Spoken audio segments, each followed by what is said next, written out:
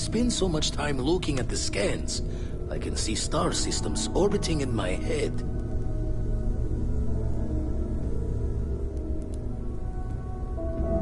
Feel free to help yourself at the bar. How can I assist? I don't drink, but I feel like if I did, now would be a good time for one. Yes, please.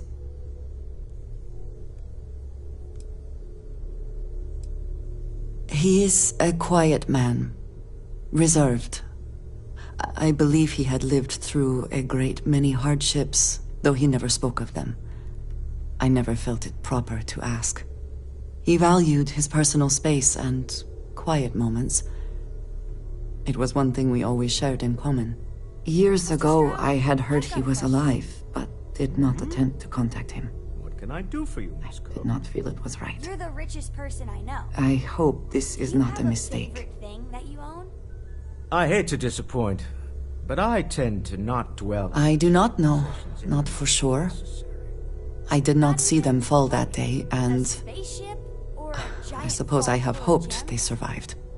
I admit I have not investigated before now, at least in part because of what I feared I might learn. House Varun is in a distant corner of space, far away from the rest of the settled systems. While this serves our interests, it can also pose challenges. Many critical resources are scarce, and diplomatic relations with the United Colonies and Freestar Collective were tense at the best of times. It was the most practical way to acquire what we need, without raising too many questions. It still is. All right. If you have more questions, I shall do my best to answer them.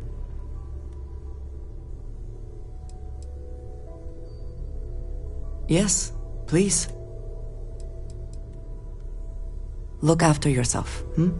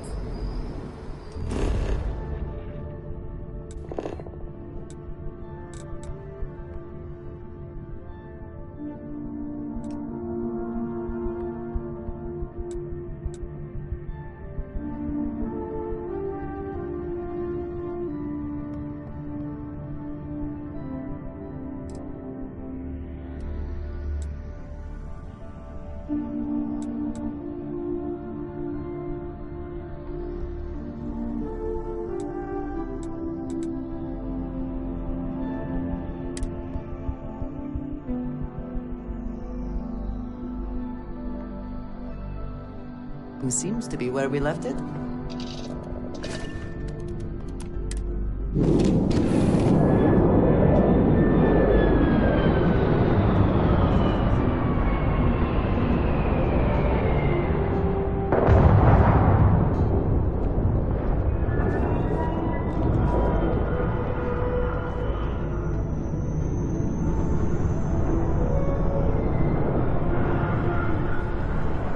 I'm in the mood for a mocha macchiato. How about you?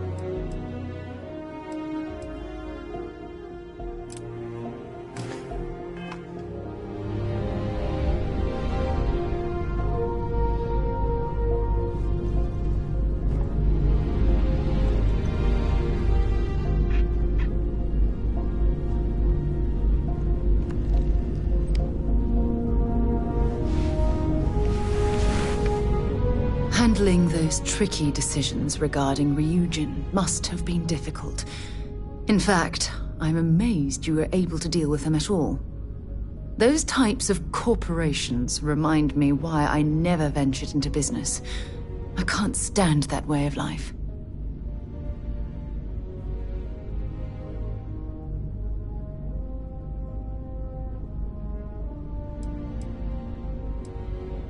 The moral ambiguity, the deceit, the avarice.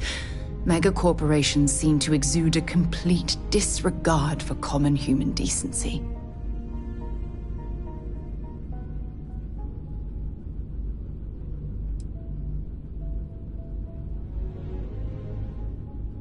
No, I suppose they aren't. That's why I'm happy you were around to step in and place Ryujin on the right path. After all, based on your recommendation, they've ceased their work on that disturbing neuroamp technology.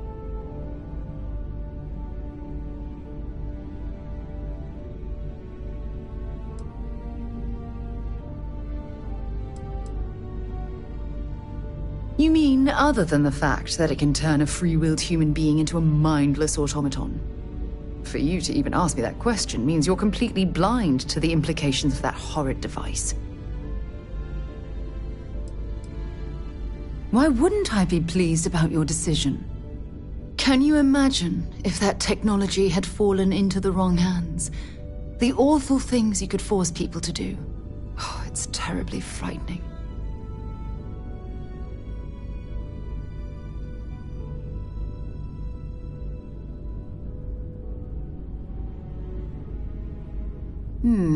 Perhaps. Though I wonder if Ryujin would have wanted to spend the extra funds it would take to add that layer of protection. Well, I've certainly taken up enough of your time. Thanks for letting me get that off my mind.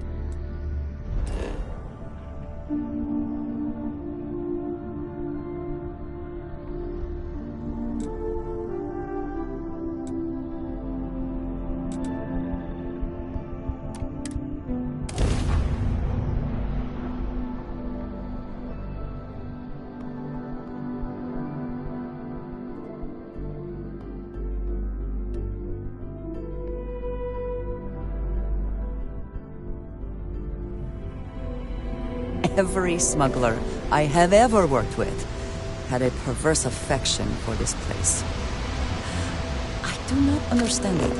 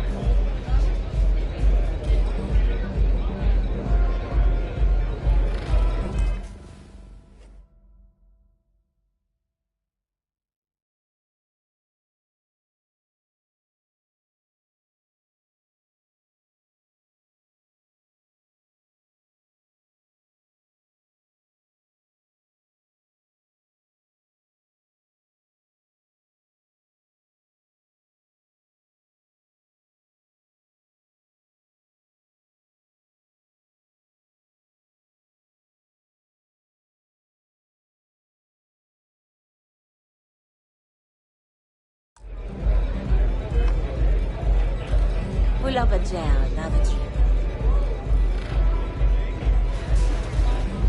There's got to be a megacorp that'll hire someone like me. Hey, if you hear about any entry-level job openings, let me know. I've been trying to find an office job, but all of them require like 5 years of experience.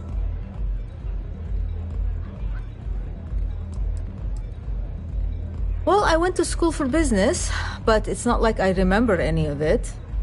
In my last interview, the recruiter asked me what I thought about Keynesian economics. I asked her, which planet is Kensia on again? And she just looked at me and cringed. I don't blame her. Keltcorp and Stroud, but I haven't heard back, and that's threatening to cut off the cred spigot.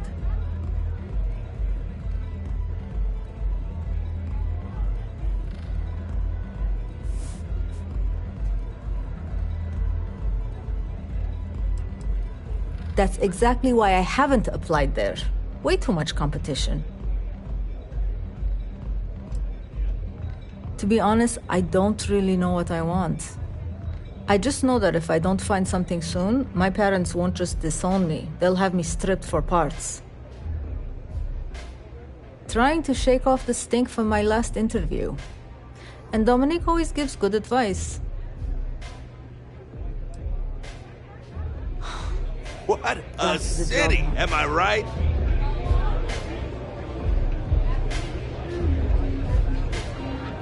I hope you aren't here to cause. Maybe you'd like to try a velocity? If you see anything you like, you just let Madame Sauvage know.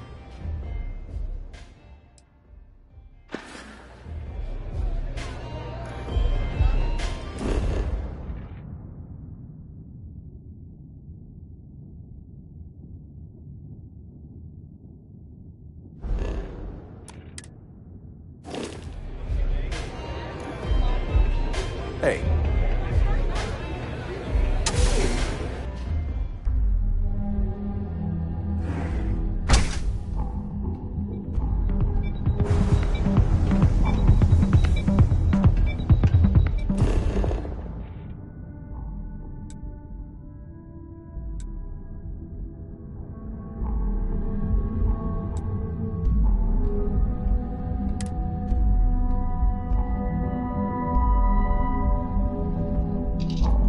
I have something for you.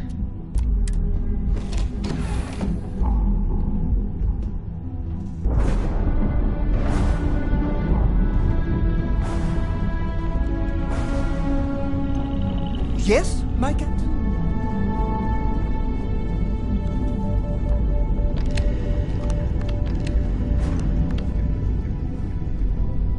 Lay it on me. Neon. Think it would be peaceful with all those calm waters and beautiful sunsets. But I can't think of any town that's more stressful. Reusion, Infinity Ltd. And there you were, navigating corporate bureaucracy like a professional.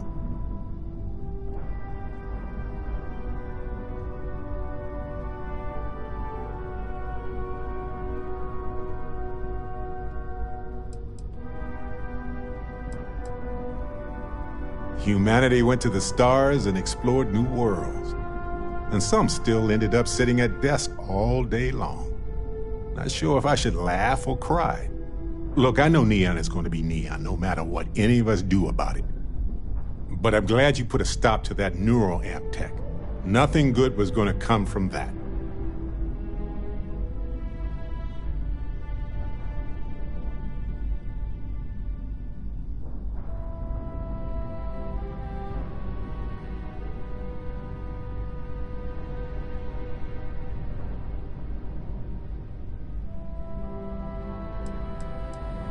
They could control groups, armies.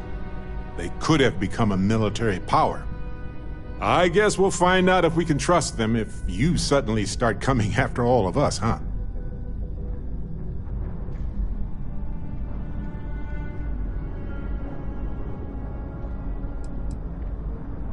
Oh, you know, just that experimental technology that you got installed in your head. Anyway, not that I care a ton about the internal politics of some ethically dubious megacorp, but... So, Masako, huh? I mean, between her and Ularu Chen, I get it, but you don't trust her, do you?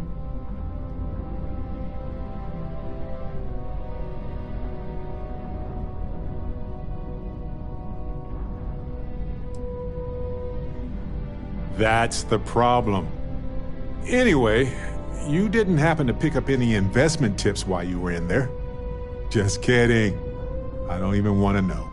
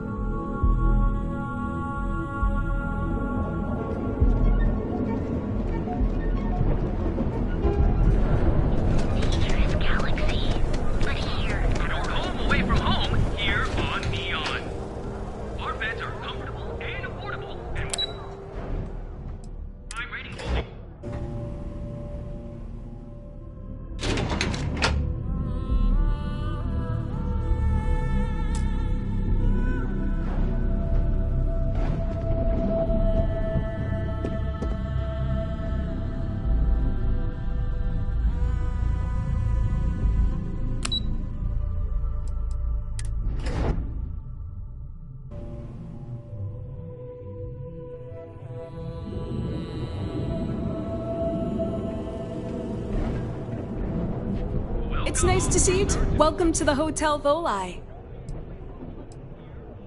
Maybe after you've rented a room for a few nights, I might let you in on my secret. For now, it'll just have to remain a mystery. Sorry. I just need some time to see if I can trust you. I'm sure you understand. Let me know if I can help you while you're visiting Neon.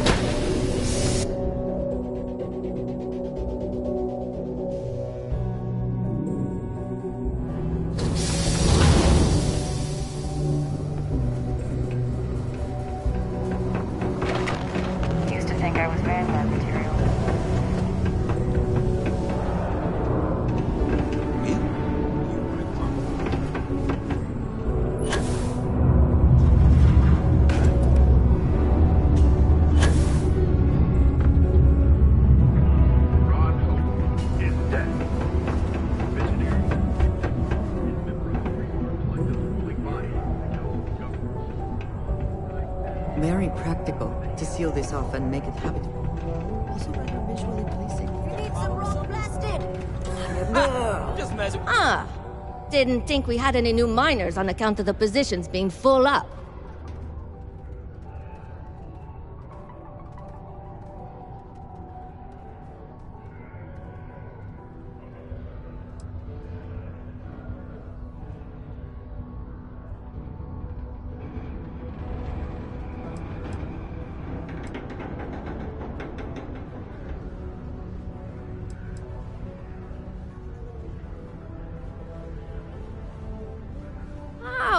Okay, so that was you, huh?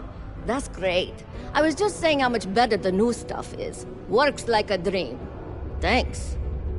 Anyway, I'm Layla. When I'm not mining, I'm tinkering with Gnome, our unofficial mascot. I fill that computer brain of his with all sorts of nonsense and announcements. Of course, if you're here to chat, I'm always happy to talk shop. Especially if you're interested in talking about the heart of Mars.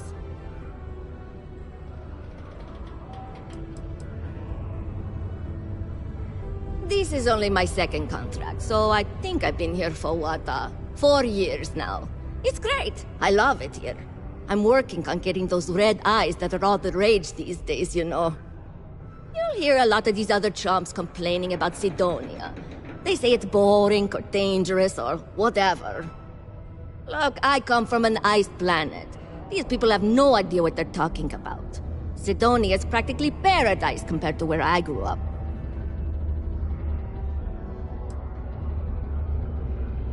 Why? I mean, who wouldn't want cool blood red eyes?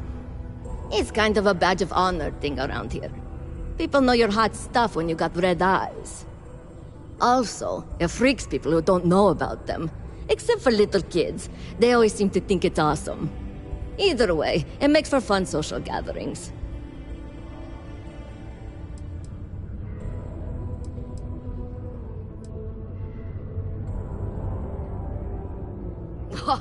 Very funny. Who sent you to ask? Was it Rivka? No, she seems to know what she's doing. I bet it was Hank, wasn't it? He always acts like he's top dog, but we all know he couldn't mine his way out of a wet paper bag.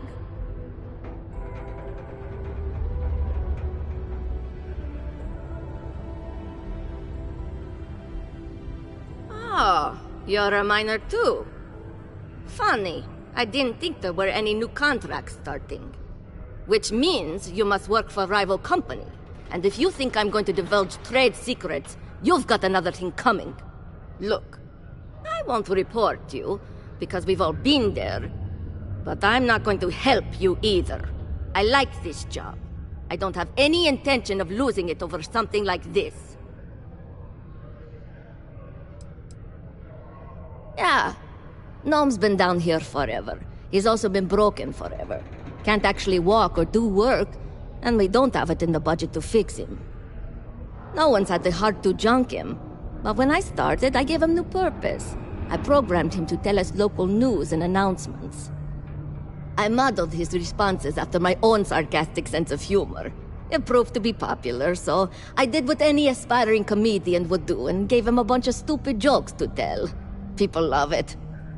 Or at least that's what they say.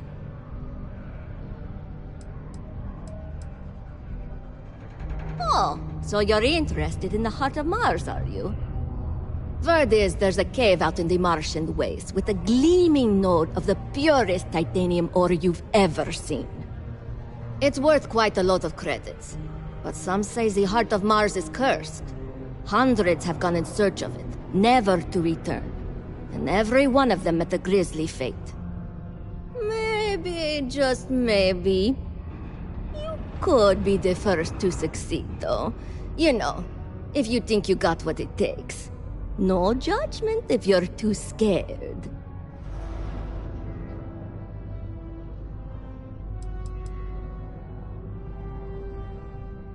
What? No. I mean, maybe the cursed part isn't real, but who am I to say? Look, I told you what I know. You can either choose to believe me or not. All I can say is that if you manage to find it and avoid the curse, you'll be a legend around here. Fair question. I'm not really the adventurous type, to be honest. And frankly, I don't need the money. So, I don't really feel the need to involve myself with the prospect of a potentially deadly cursed chunk of titanium. Because in Roman mythology, Mars was the god of war. His heart is cold, but tough like titanium. One of the miners started calling it that long ago, and the name stuck. Seems fitting enough.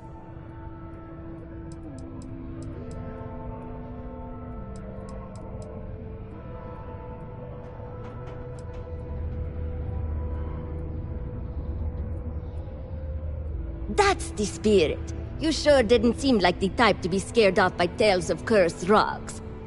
I'll give you the coordinates for the cave. Good luck out there, and be careful.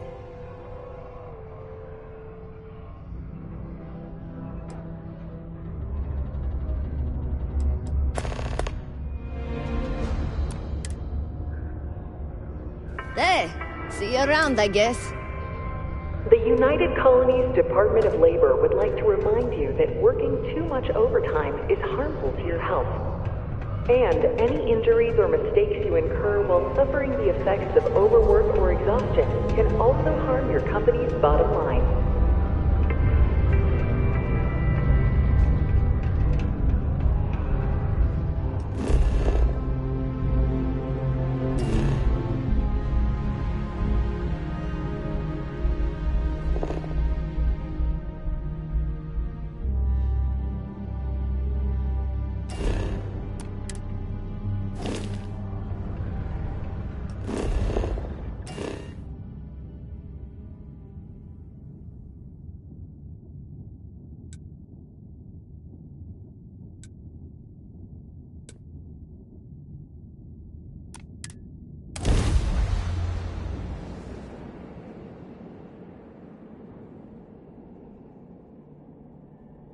No organics here.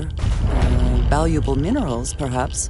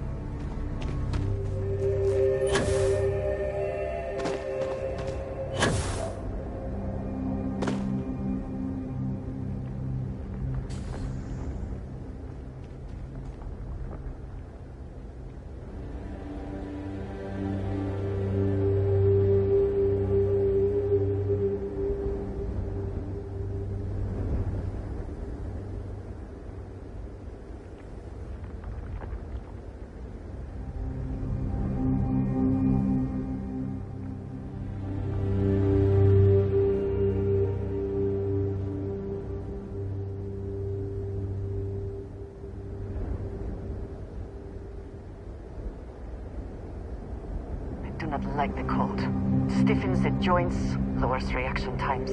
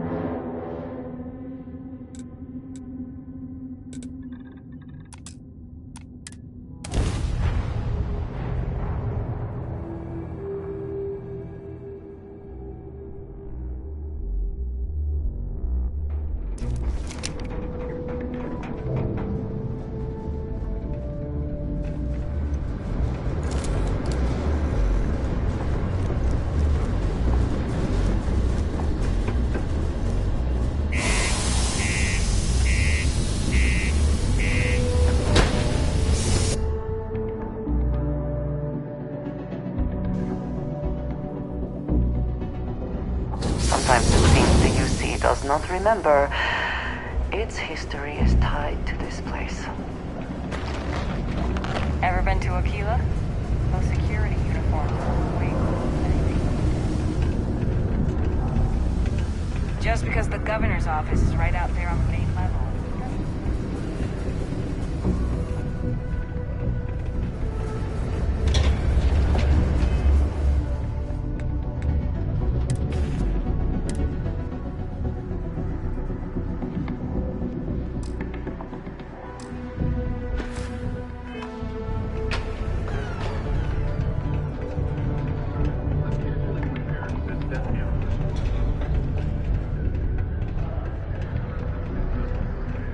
I'm feeling much better now, thanks to you.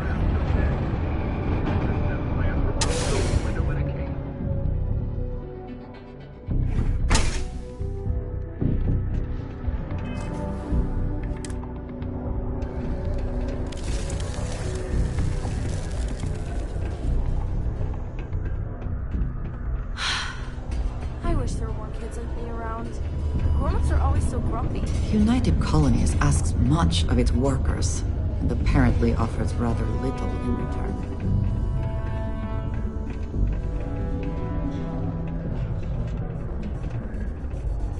This life ain't easy, but it pays the bills. Sometimes, I wish I had taken an easier job.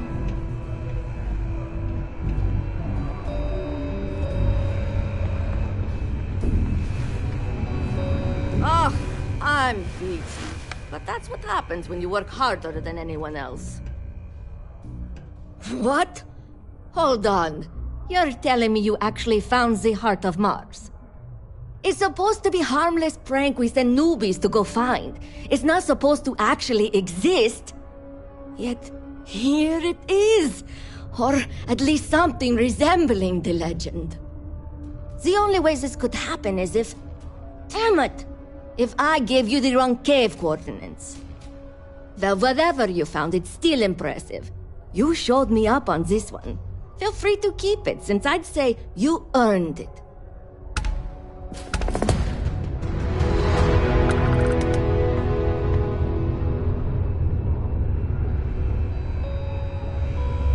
It's taken me a few years, but I'm finally feeling like I'm set. Leaving already?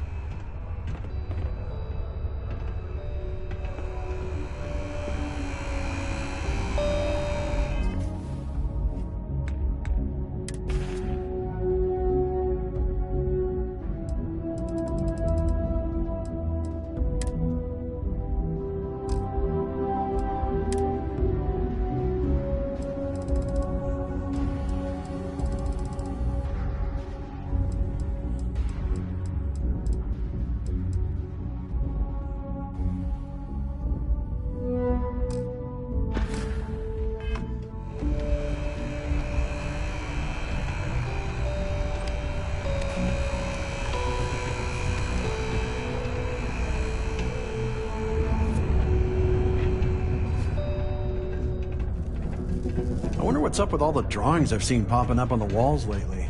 I gotta admit, they're pretty cute. Be careful down near the mines and enter any active sites at your own risk.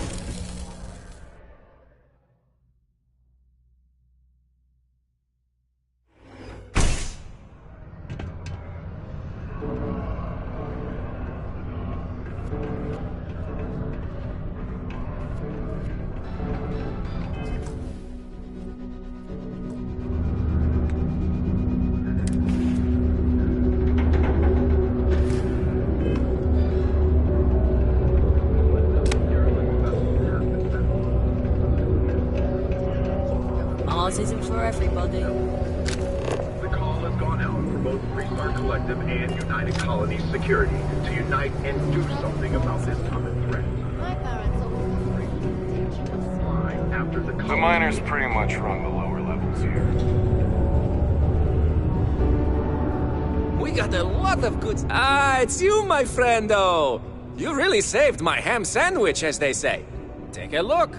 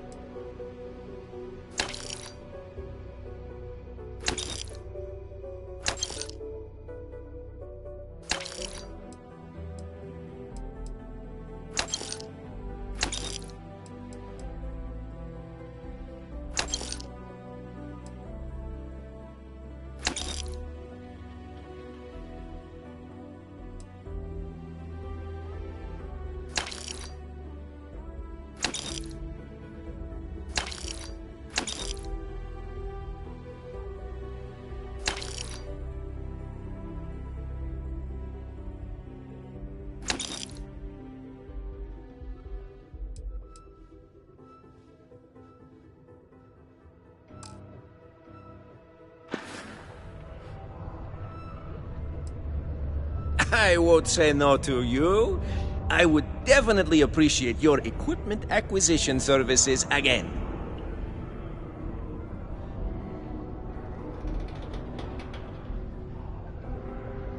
What are we waiting for then? I'll give you the same information my body gives to me. Good luck getting that equipment. Bad news for the League of Independent Settlers.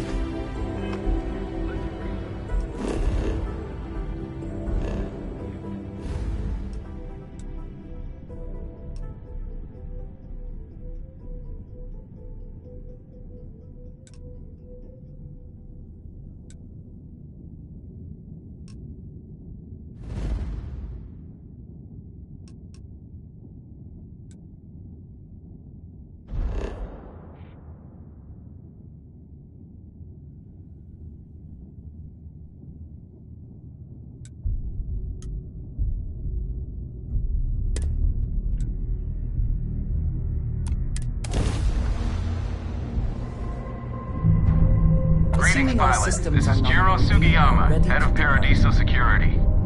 I apologize for coming over this emergency channel, but we are in need of assistance concerning the large ship in orbit, and we value discretion in this matter. If you are willing and able, please see me as soon as possible at the main security office in Paradiso. Over and out.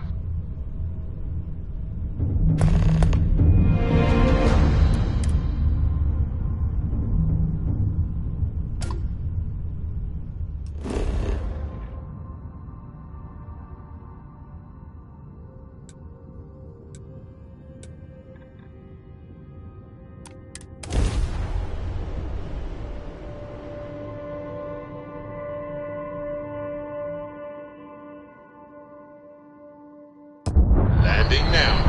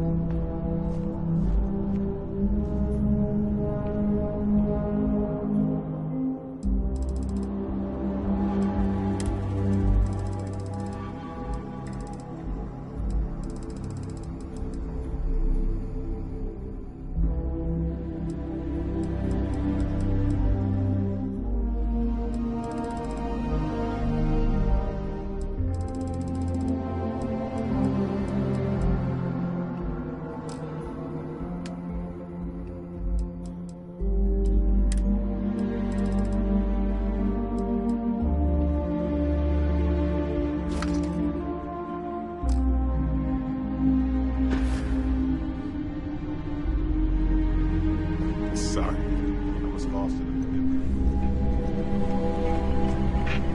I heard you're fluent in over 24 verbal and bodily languages. Remarkable.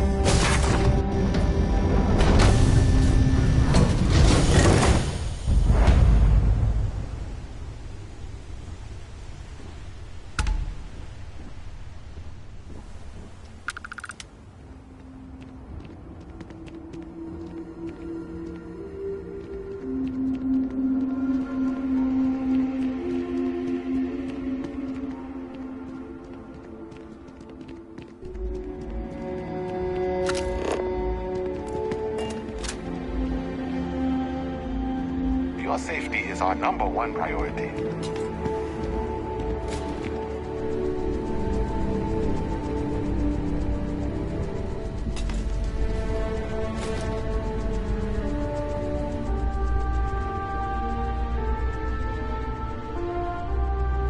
Welcome to Paradiso. Jiro Sugiyama at your service. Do you have a security concern, or is there something else I can help you with?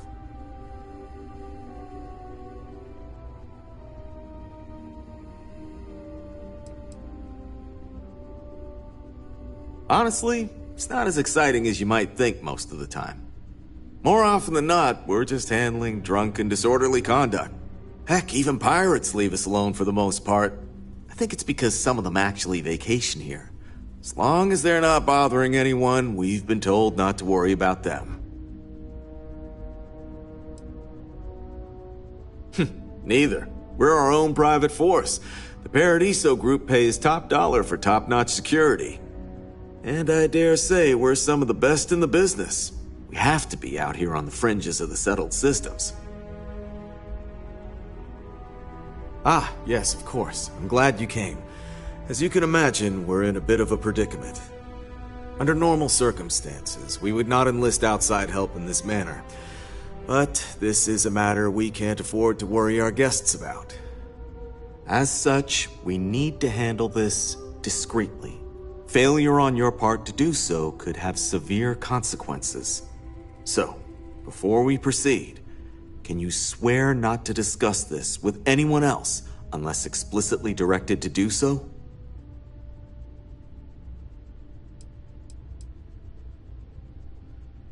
You're right. We're not. Which means we're not bound by anyone's laws but our own.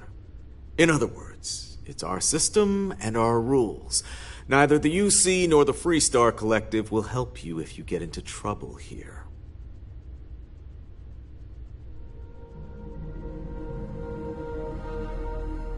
Great. I appreciate it. Not too long ago, a strange and enormous ship appeared in Parima space. It is now locked in orbit around our planet. So far, it doesn't seem to be hostile, but any attempts to communicate with it have been in vain, so we're unsure of the ship's intentions.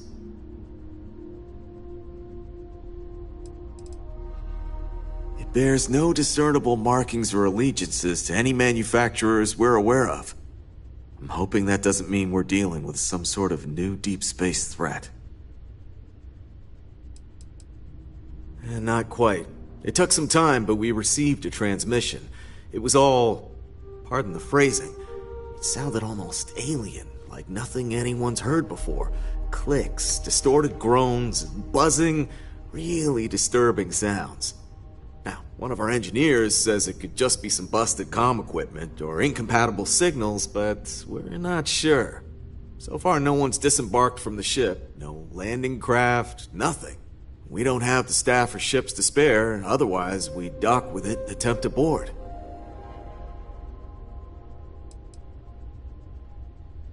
Can't say for sure. Looks worn, but not cobbled together like a Crimson Fleet junker. Others have been saying it's some new Varun design, a gigantic battleship with hidden armaments preparing for assault, but that doesn't check out either. There's also been talk about non-human sentient life. The comms data we received might support that, but humanity's spread far and wide and no one's ever encountered anything like that. Still, first contact. Could you imagine? It is. Whatever's going on, we need to approach this with care. First, see if you have more luck communicating with them. If not, you may have to try boarding. Whatever you do, it's important to remember to seek diplomacy with who or whatever's on board. As soon as you have any more information, report to Oliver Campbell. He's the CEO of Paradiso. All formal decisions will need to go through him, and he'll have your pay. Good luck.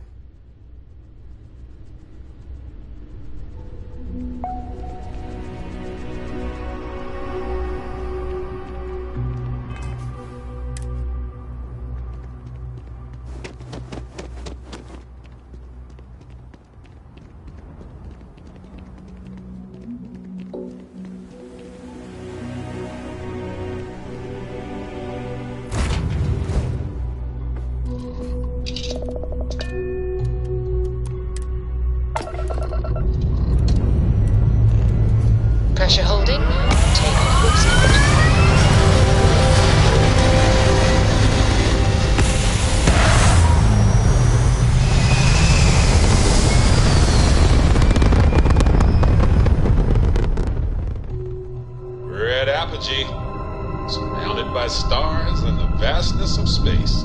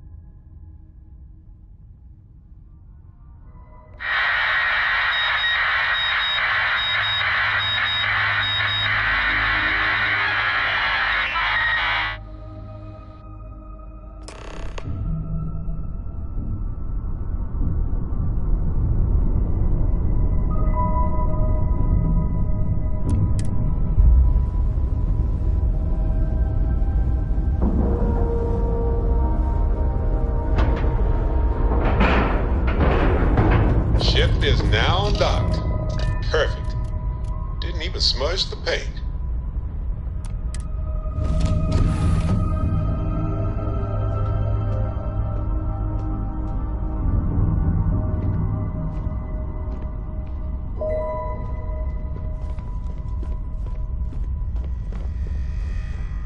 So word is you're an executive now at Ryujin? That's so cool! Making deals by day, hunting monsters at night. What life!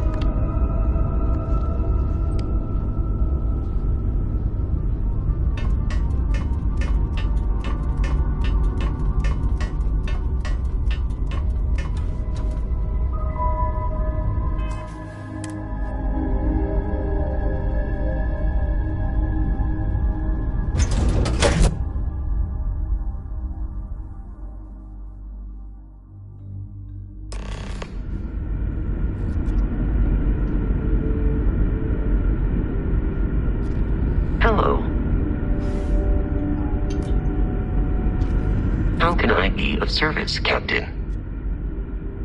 I will await your next order here.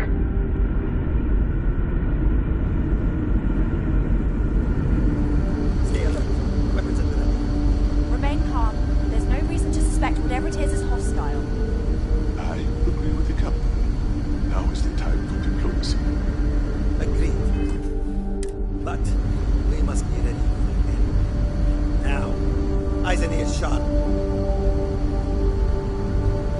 You're human.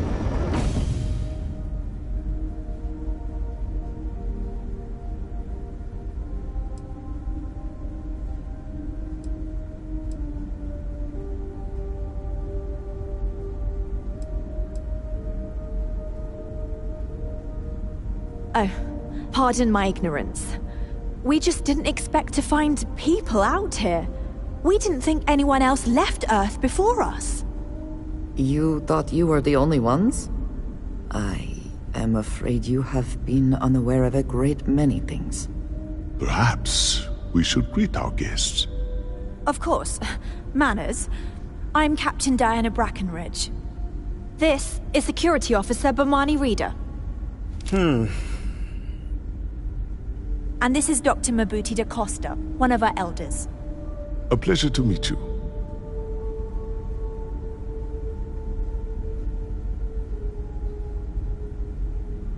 I see. As you may have presumed, we're in a bit of a bind. Our ship has finally completed its near 200-year journey from Earth, only to find our new home seemingly colonized by... well, we don't know. Communications haven't been successful, so your arrival is fortuitous.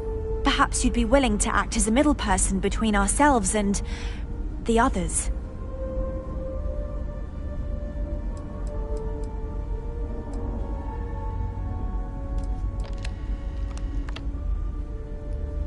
Ah, your question confirms one of our recent theories. It would seem that some form of faster-than-light travel or space-bending technology was invented during our long journey. That would explain why we would find people this far out into space. I guess technology leapfrogged us at some point. Interesting. I can only imagine that our predecessors didn't believe the technology would ever work, and so they made the decision to leave when they did.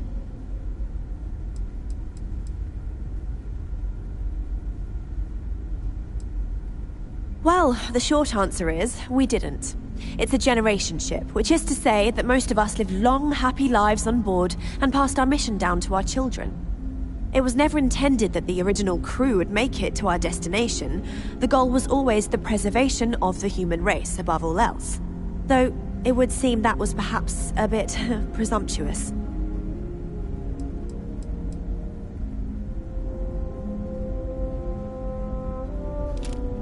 We do. Well, sort of. We saw structures using our surveying equipment. We've also seen the various ships pass us by. Some even seemed to want to communicate, but couldn't. Of course, we had no idea that they were being piloted by other humans.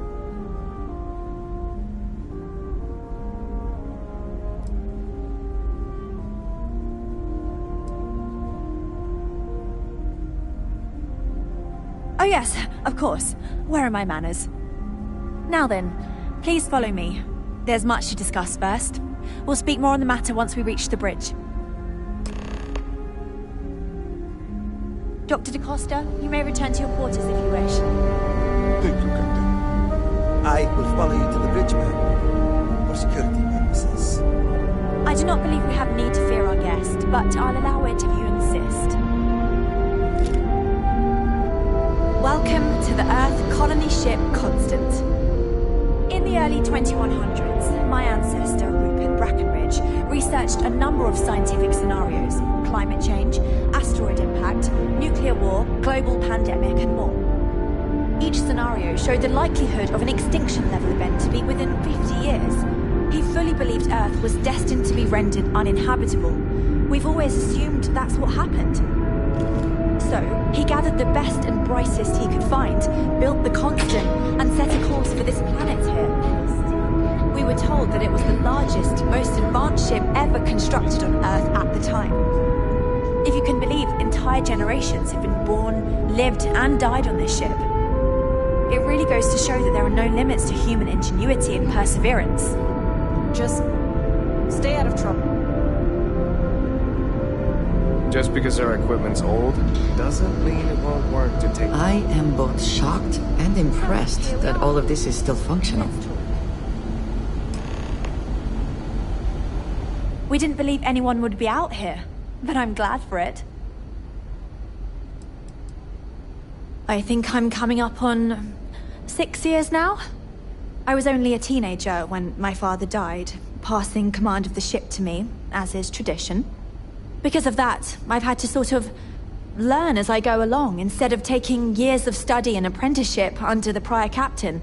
I think some people on the ship resent me for not having the level of experience as my predecessors. But at the same time, without my command, we likely wouldn't have made it here so quickly. A bit frazzled, as you can imagine. People are anxious about discovering that we're not alone, and also worried about what will come to pass. While we hope we can work out a deal with the people on the surface, they seem reluctant to reach out, so there's no telling what will come of that. I do know that we can't afford to stay here in orbit forever. The ship was built to sustain us for many years with backup provisions just in case, but even that will come to an end eventually.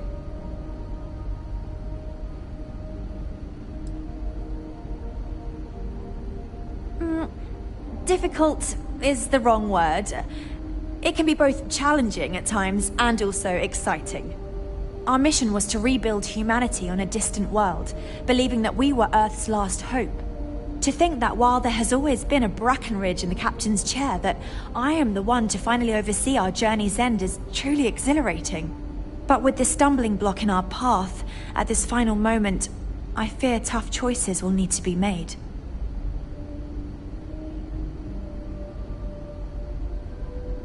Well, as I mentioned, we've been unsuccessful in communications with anyone up until you arrived, though not for lack of trying.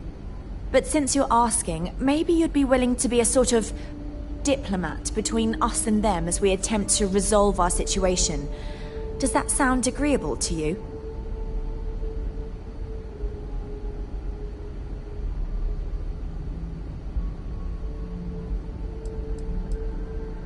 We suspect that our equipment is woefully obsolete compared to whatever you all have now. In all honesty, we never expected to need to communicate with anyone, so our comms aren't particularly robust. That limits our options. We even attempted communicating with lights and sounds, something we saw in an old movie, but I don't believe they picked up on it. If anything, it may have inadvertently alarmed them.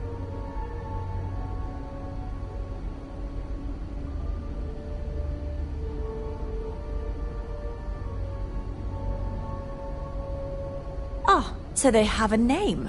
Paradiso. And it sounds promising that they sent you here to speak with us. You see, we intended to settle here, but we assumed that they intend to defend their claim given their presence here.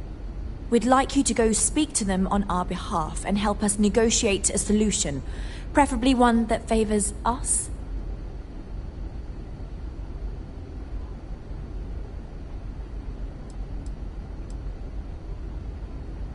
Based on the data our ancestors had when they launched this endeavor, it was determined that this was the perfect planet for us.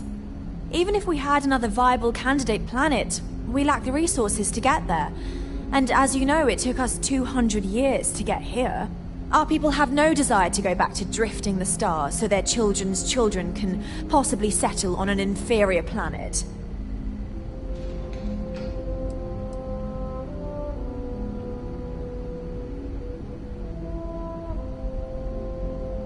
When we left Earth, there were no claims to planets this far out into space.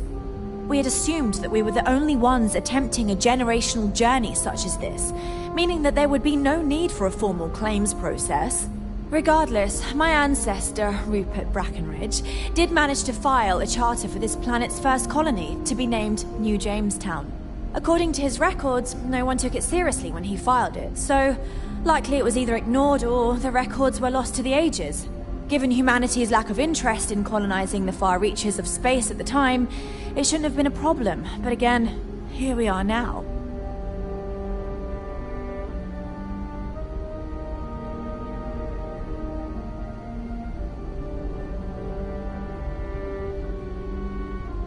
Excellent. Make no mistake, this is our planet, and we intend for them to see this our way. So, speak with their leadership and see if you can negotiate a solution on our behalf. Preferably, get them to see things our way. Report back to me and let me know what they say, and we'll go from there.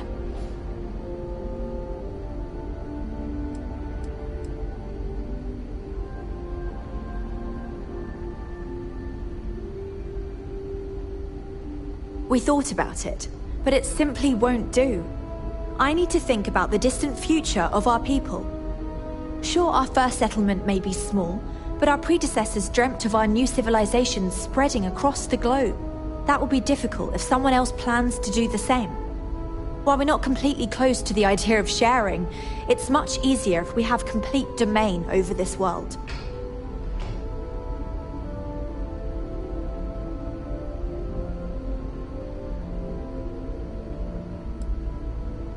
Now, it makes little sense to give up before you try.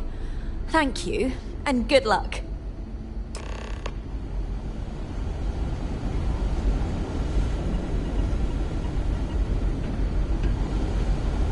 I know Captain Brackenridge has essentially given you free rein to wander the ship, but security will still be watching you closely. I hope you understand, given we have so little experience with people from the outside. It pays to take security seriously. Something I understand much better now than in my youth.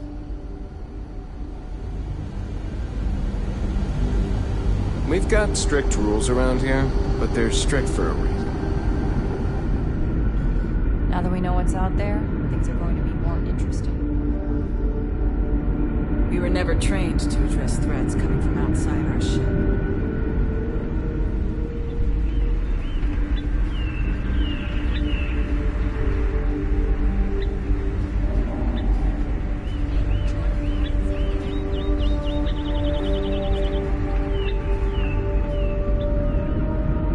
Constant is a peaceful ship.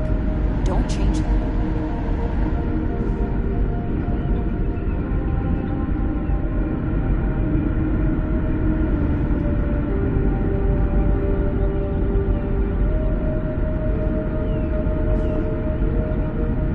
Careful waving that fancy gun around. We don't need to see what it can do.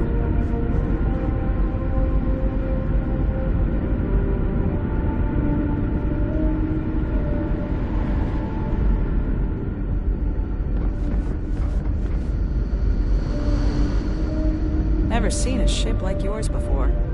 Then again, I haven't seen any ships before you arrived.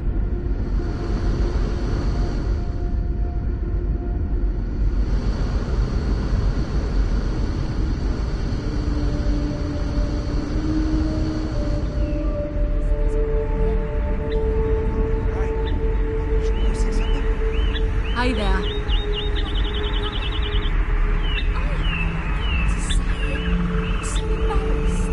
These are exciting times, aren't they? I'm sure there'll be plenty of time for that. Such a long time to survive on only the foods that can be grown here. I suppose being a picky eater was not an option.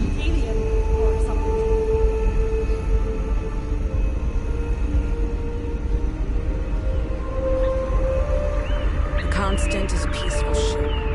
Don't change that.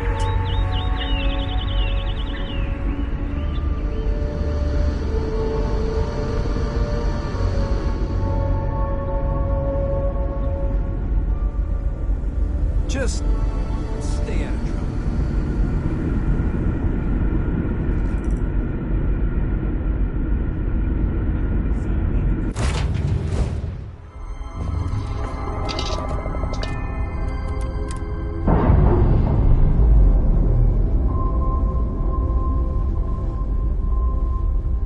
Clamps released.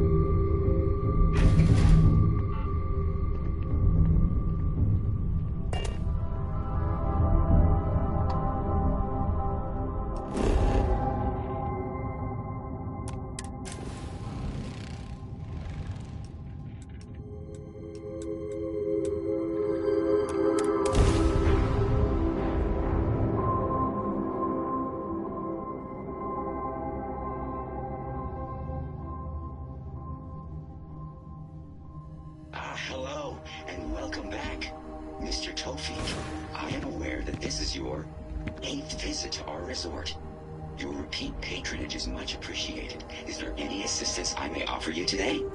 Actually, a question.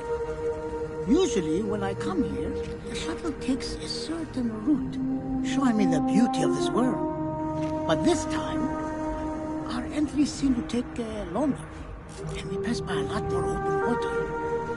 Was there something wrong with our normal flight path? I heard the rumors of a ship in orbit. Please allow me to apologize for this inconvenience. This alternate entry was required due to a meteor shower affecting the usual descent route. Nothing to worry about. To make up for this, allow me to credit your account with a 15% discount on spa amenities. Once again, we are dreadfully sorry. It's okay, Viator. I know you're programmed to be overly concerned with your service. I just wanted to know why. But thank you for crediting my account anyway. Please let Paradiso staff know if I, or anything else, is not performing to your standards. Hey, I noticed you arriving at port shortly after I did. Something's been bothering me, and I've been dying to ask another guest. They told us there was a very active meteor shower, which is why we had to divert our flight path coming in for our landing. But I haven't seen a single shooting star since I've been here. That's weird, right?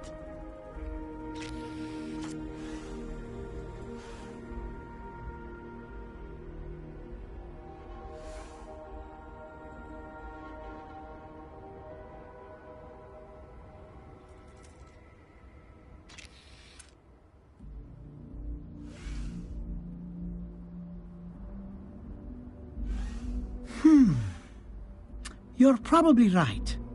I've just been feeling stressed as of late, and worrying about something silly like that will only make it worse.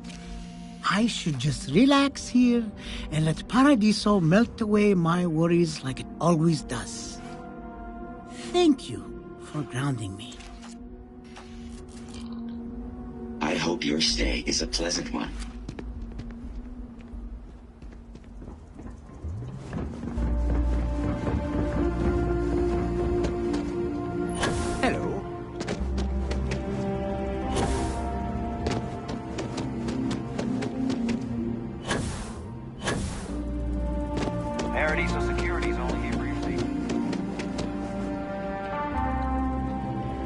I'm here to help if you need it. Hello, welcome to Hotel Paradiso. You may continue inside to the main desk if you need to check in for your stay, or feel free to browse the shops along the promenade. Let me know if I could answer any questions you may have or help you in any other way. If you have business with Oliver, you'll first need to speak with Kiwi, the board's executive assistant. You'll find them if you take the elevator up to the top floor and go down the hallway.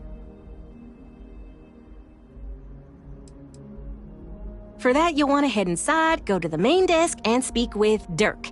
He'll be more than happy to guide you through the check-in process.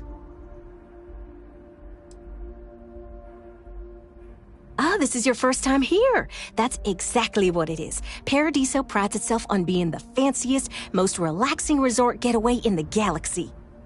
People from all over come here to bask in the sun, enjoy the all-natural beaches, explore, enjoy the local wildlife, and generally get pampered.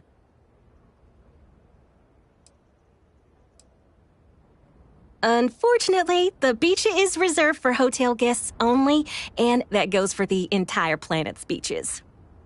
The Paradiso Group owns all land on Parima 2, so you must either be a resort guest or have prior authorization for any public or private beach use. But, and you didn't hear this from me, security rarely has the bandwidth to patrol outside the main resort. Take care. I'm not much of a beach person, but everyone talks about this place. So I every day cannot is nice recall around ever here. having the time, let alone the funds, for a vacation someplace like this. Oh, hey, a customer.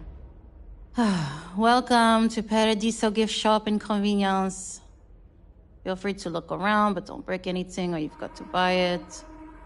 And before you ask, there aren't any discounts, so don't even try to haggle with me.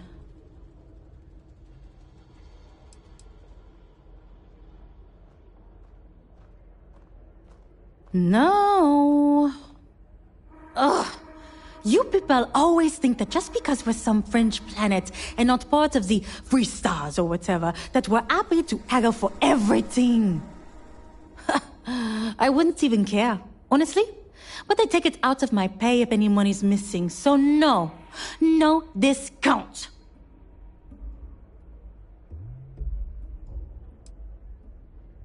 Why would I? I have to sell overpriced crap to rude, obnoxious tourists all day. My uncle works for the Paradiso board. When he said he could get me a job here, I expected an executive-level job, not this. But it's not all bad. I don't have to worry about getting fired, and I live in Paradiso for free. Now, can I get you something, or are you going to keep asking questions about my life? Looking for a souvenir, or just forgot something at home?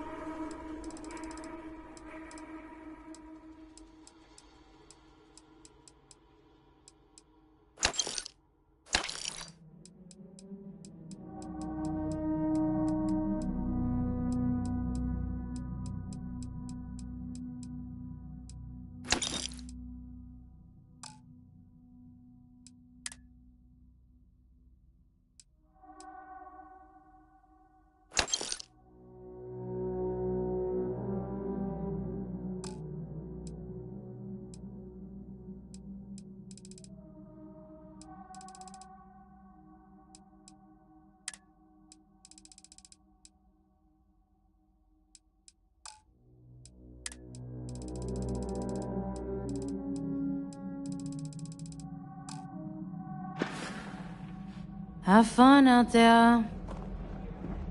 Some of our guests think everything is complimentary. I've seen people walk away with...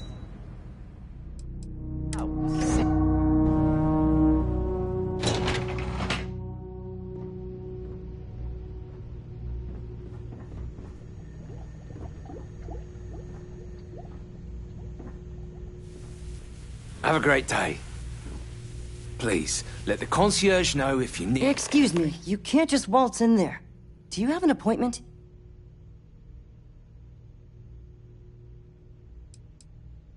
I'm afraid so, yes. Sorry, but that's just how it is with the board. They're generally very busy, so any outside parties need to book appointments in advance.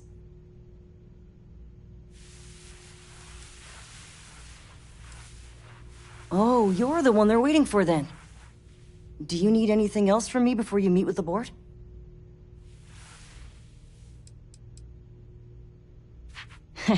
What I could tell you would get me in a lot of trouble. Most of them are typical C-level execs. I doubt you even need to use your imagination for that. The ones that show up to work day to day, at least. I swear, I've never even met some of them, because they chill at their own private, secluded beach homes all the time. Anyway, be smart around Oliver.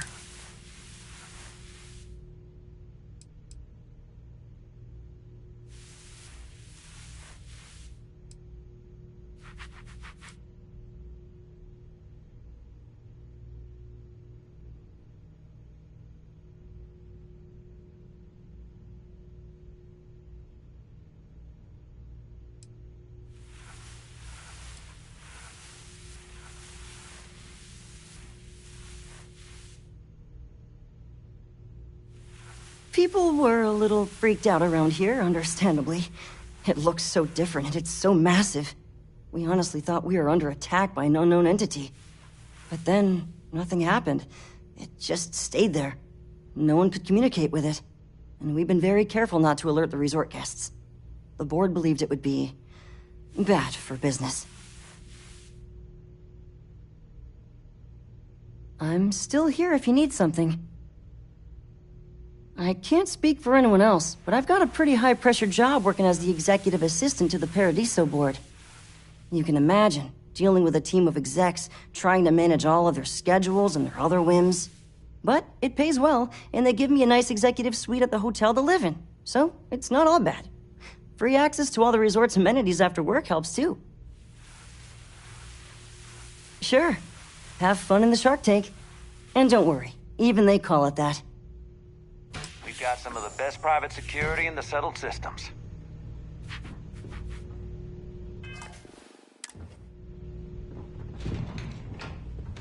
I just feel that we should be focusing on the natural beauty of this planet, not our amenities. There are millions of planets out there. People can go to any one of them. The resort facilities are precisely what we bring to the table. Heck, it's the only thing we've really got to offer. I don't want to risk us coming off as just another artificial, shady, trash-filled dump like Neon. That's not who we are. We've got something special here. We should embrace that. Balom's right. Thank you. We don't want to compete with Neon. Bayou's ruthless. He'll do anything he can to eliminate the competition. We don't need that kind of trouble. That being said, I think there's a middle ground. Maybe build up the beachfront at a boardwalk amusement park. I've had this idea to build artificial hot springs, that sort of thing. Sounds good. I'll look into what that will cost us and we can circle back around to this. Come on, mate. Loads more interesting things to do outside. No need to mill about in here. I've been working on a new marketing slogan. Don't just imagine paradise. Live it in Paradiso.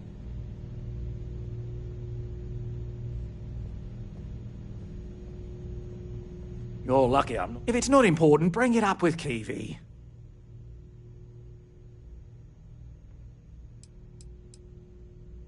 Not quite. We just don't answer to the Freestar Collective or the United Colonies. Makes things easier. We don't pay any taxes, we don't need to follow their laws. All the benefits, none of the drawbacks.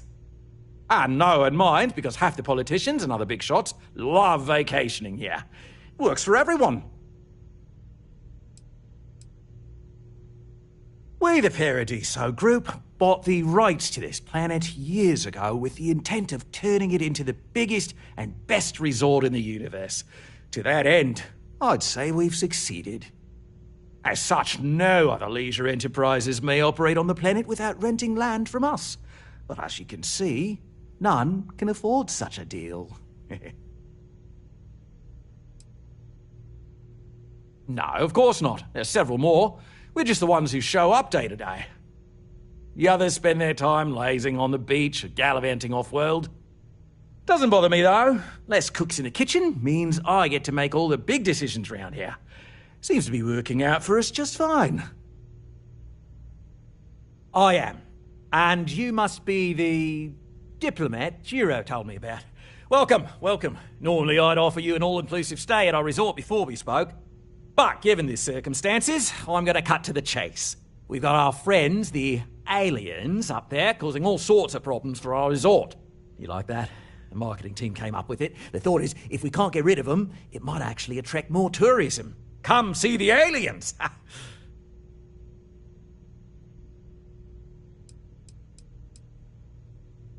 We run a premier resort getaway here. We can't have our guests concocting stories about some budgy old ship hanging around up there. As it is, we've had to reroute our luxury liners round the other side of the planet on entry so no one sees it. It's bad for business. We need to nip this in the bud and take care of it before the tourists catch on and cause a scene.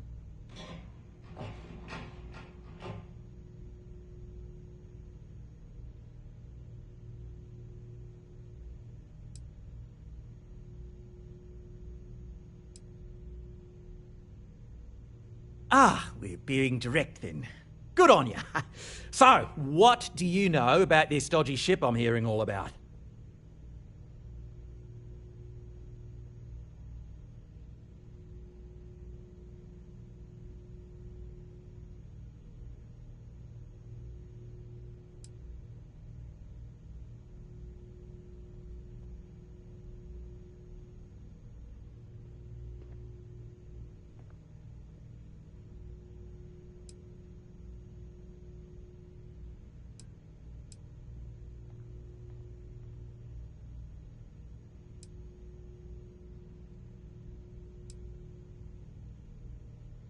Well, that's something. Shame we can't just tell them kindly to bugger off. Something tells me that's not going to work. Now, tell me, what are we going to do about it? Give me some proposals, people. I need something to work with here. We could offer to resettle them here. There's more than enough space. They could stay here, temporarily, but it'll cost them. Quite a bit, too. They'd need to work off all their debts before being allowed to leave. Maybe not. What if we help them get out of here? Outfit their ship with a grav drive so they can find a new home. We could even lend our engineers to help and give their captain an updated star map. What do you think? Sounds costly. We can't absorb that cost, and it's unlikely they even have compatible currency, let alone enough for the transaction. Someone else would have to foot the bill. Oh, I swear this would be a lot easier if they ceased to exist entirely. Anyway, Seema's got the right idea. Either works for me. Just tell me what you want to do.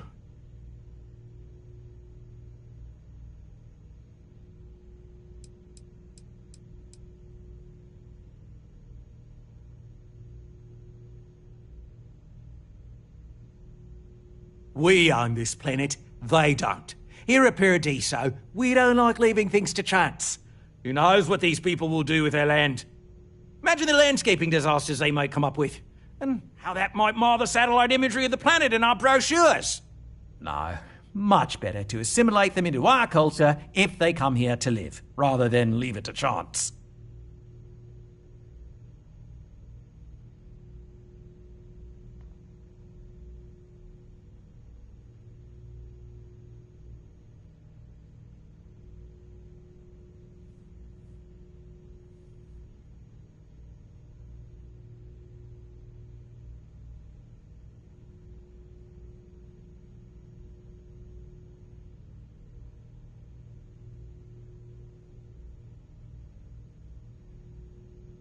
Are we talking or not?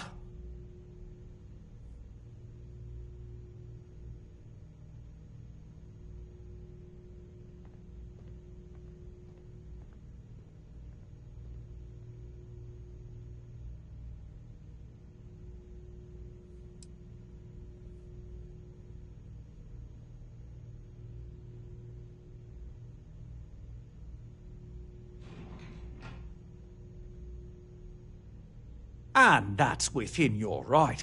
But as the CEO of Paradiso Group, I'm the one who has to make and approve decisions around here, not you. So, as much as I appreciate your feedback, it's not in the best interest of the Paradiso Group to take it into account.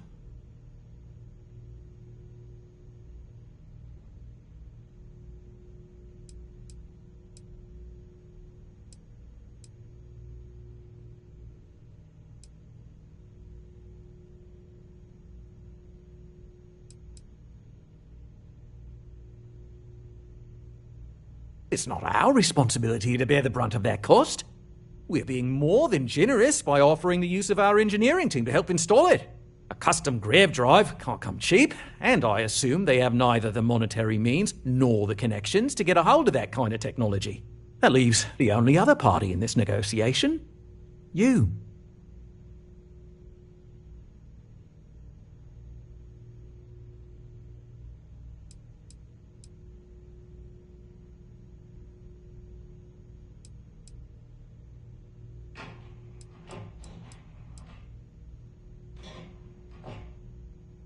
And which proposal will you be taking to the good captain? I assume there's a captain?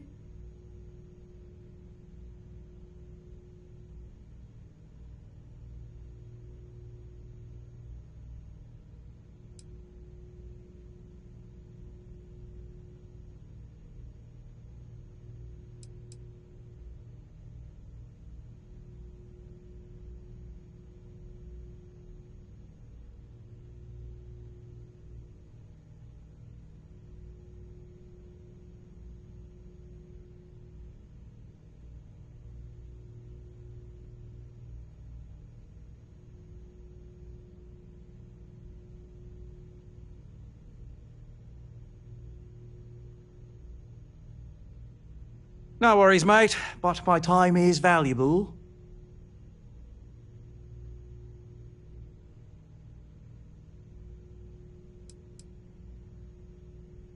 Ah, good on you. You want to see a man named Benny St. James over at Hope Tech. He's the best in the business. If anyone can retrofit a 200-year-old ship with a modern grav drive, it'd be him. We'll coordinate our engineering team with his when you return, though you may have to help the Constance engineers prepare for it on their end. Good luck. They deserve a renewed chance to decide their own fates. That is the right thing to do. Right. On behalf of the Paradiso Group, we appreciate your help.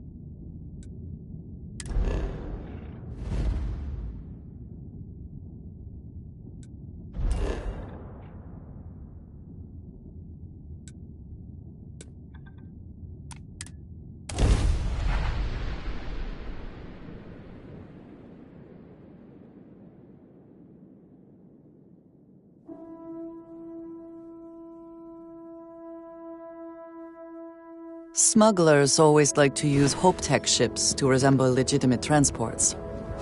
I wonder how the company feels about that.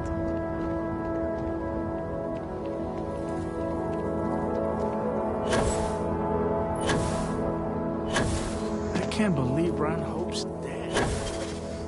I don't want to hear any complaints.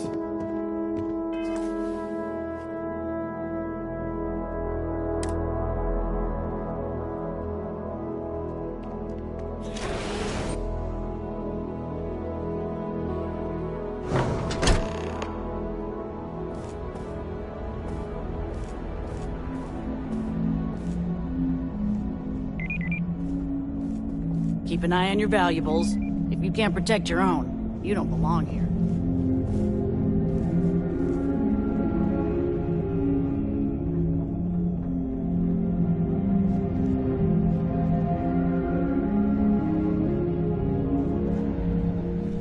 Oh no, that wouldn't work. Oh, hello. Someone worth paying attention to. Sure, that sounds like me. What can I do for you? I'm a little busy, but I think you could spare some time.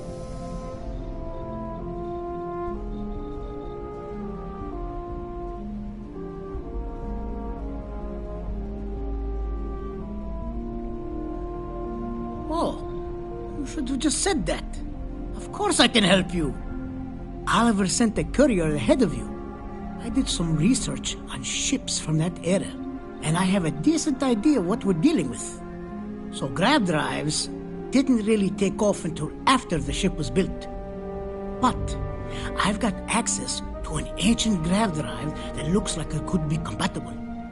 With some minor adjustments. It's in good shape, too. Parts not cheap, though. Neither is the labor. Just pay the combined cost of parts and labor, and it's yours.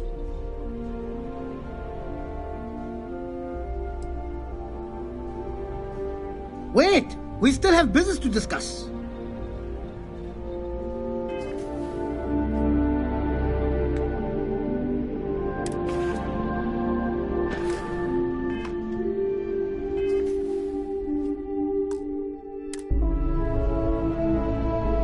Hope Tech needs brave Newt. Ah, right. It's a pretty big ask, given how rare these old grav drives are.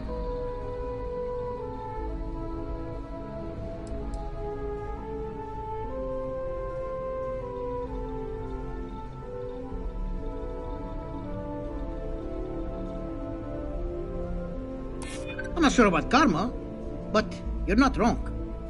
It would be generous, and they'd likely show their gratitude in some beneficial way. Tell you what, sounds like this is for a good cause. While I can't give you the part for free, I won't charge you for the work.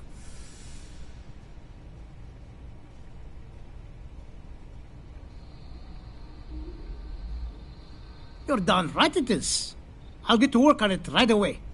I recommend you go back to the ship and ask the captain to prepare for its retrofit. Standard stuff. I'm sure they have an engineer on board to help. We'll send the part along when it's ready and install it with the help of Oliver's people. Pleasure working with you.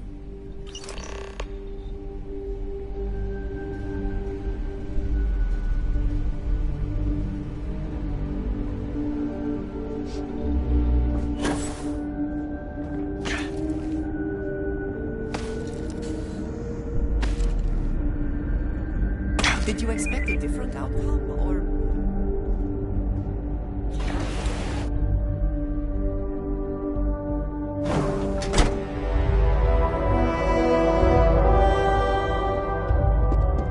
We'd be dust except for the factory.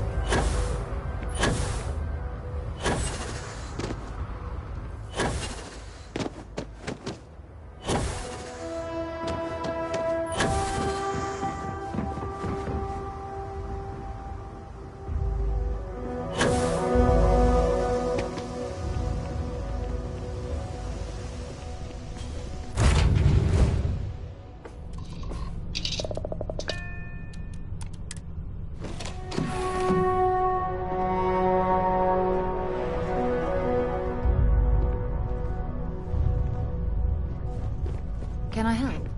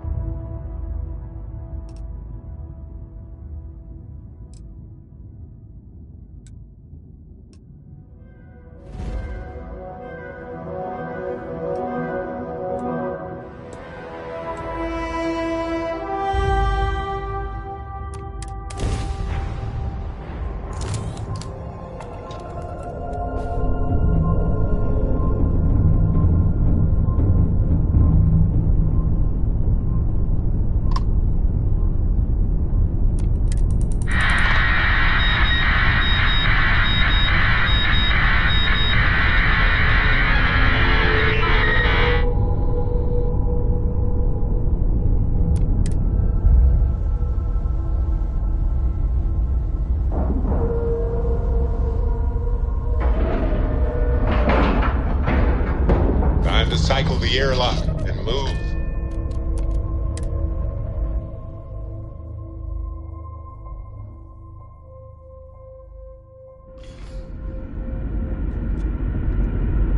Captain, hello.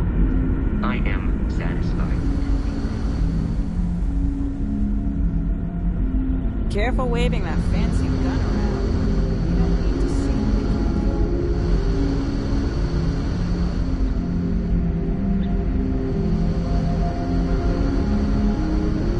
Now that we know what's out there, things are...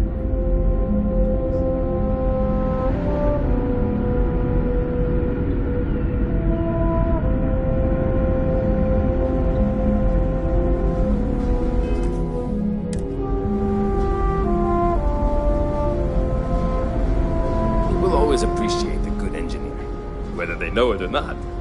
I was hoping to talk to our visitor from outer space, and here you are! Welcome, welcome! I have a million burning questions, but I won't overwhelm you. There will be plenty of time for that later. Please, indulge me just a couple. How did you do it? Did humanity finally discover faster than light travel and eclipse our poor old ship?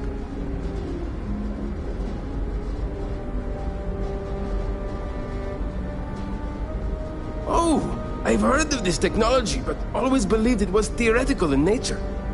maybe we can talk about it in more detail later. I'm sure you have more pressing matters to handle. I've waited this long. What's a little longer, eh?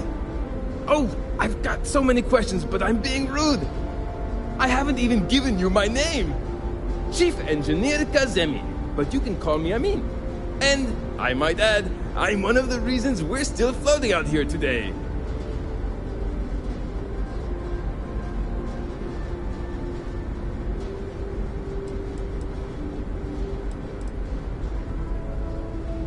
Yes, of course. Anything for my new friend.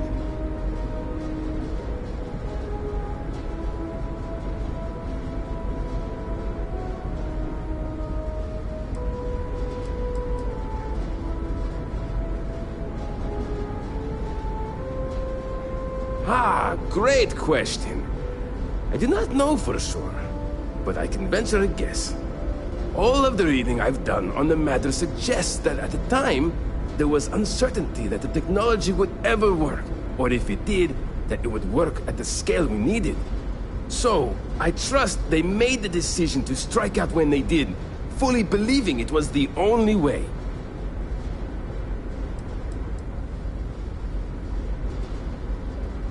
Some may say I'm a master of keeping things together with nothing but duct tape and bubblegum. Well, if we had any gum left. Pretty sure that ran out 100 years ago. When I'm not dealing with catastrophic engine failures, I manage the other engineers. We maintain all the machinery, computers, you name it. We keep the life support on, and the ship flying.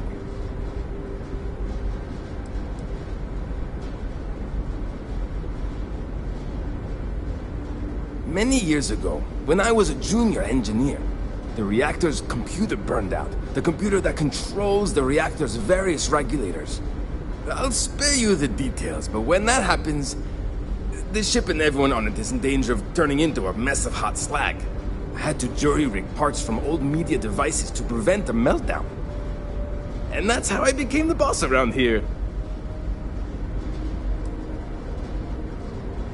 Yes! So many! Does everyone have their own spaceships like you? Do people only live on naturally habitable planets, or did they learn to terraform?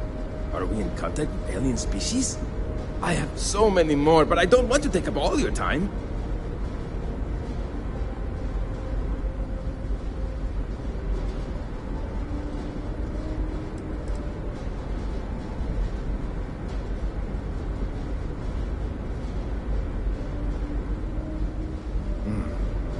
Disappointing, but not unexpected.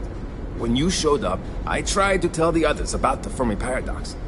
I suggested that the most likely explanation for you was that humanity had developed faster, more advanced technology and had leapfrogged us. Seems I was right.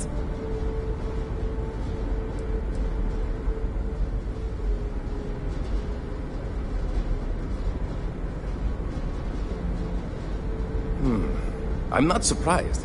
The amount of energy it would take to terraform an entire planet seems improbable. I can assume these types of colonies are strictly for mining and gathering rare resources, since there are nearly limitless habitable planets to choose from out there.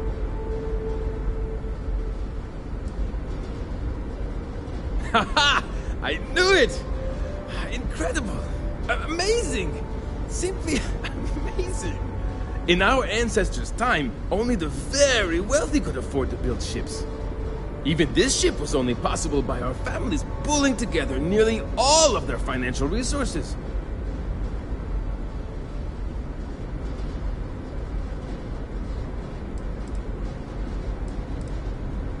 Ah, thank you for taking the time to talk with me. I can have a bit of a big personality, I'm told. So let me know if I ever get on your nerves. What grab drive?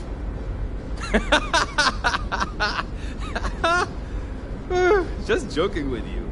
The Paradiso engineers filled me in. Okay, let's see what we need to do. All right. This will be fun. And hopefully there will be no explosions in the process. I have just received word that the drive is here. Ready to get to work?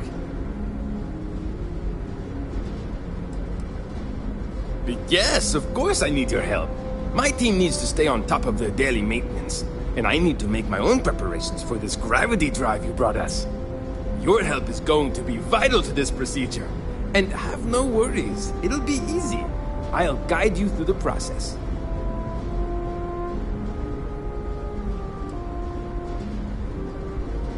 Oh, don't worry about that. Just a little engineering humor. We've kept this ship going with minimal incidents this long. I'm not about to let anything happen to it now. But, to be clear, what we're doing is very dangerous, and we should be prepared for anything. Great, great, great! There are 3 preparations I need you to help me make while I set things up on my end. First thing I need you to do is reroute the power from the port turbo pump to the auxiliary cryogenic radiator. Then, turn the plasma runoff inhibitor function to 5%. Last, you'll need to decouple the magnetic flange pipe enclosures from the auxiliary module assembly. Got it? Let's hop to it!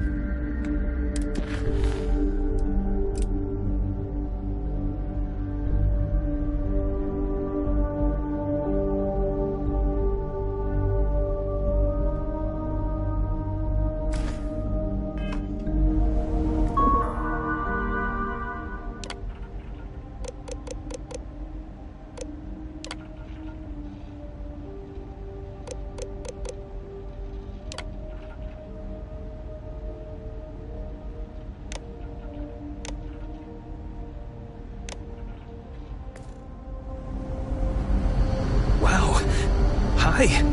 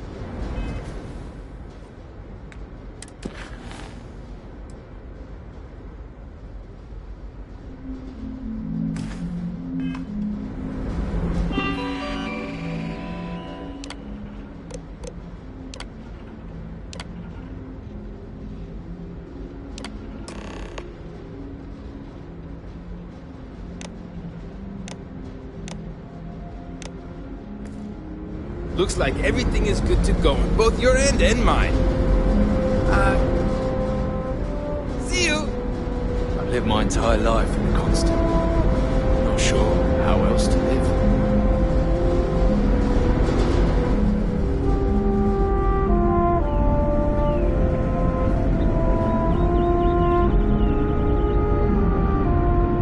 Never seen a ship like yours before.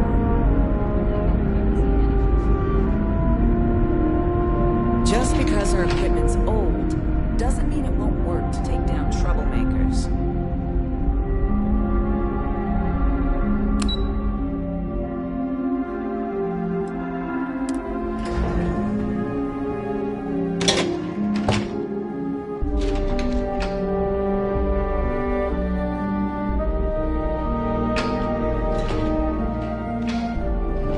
We were never trained to address threats coming from outside our ship. We've got strict rules around here, but they're strict for a reason. Never seen a ship like yours before. And then again, I haven't seen any ships.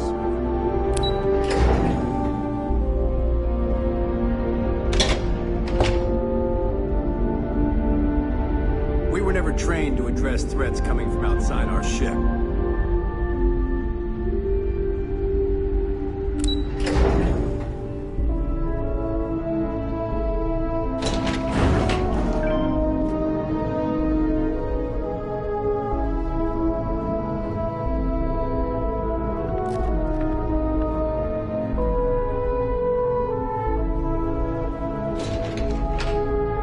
Just stay out of trouble. I wonder what else is out there.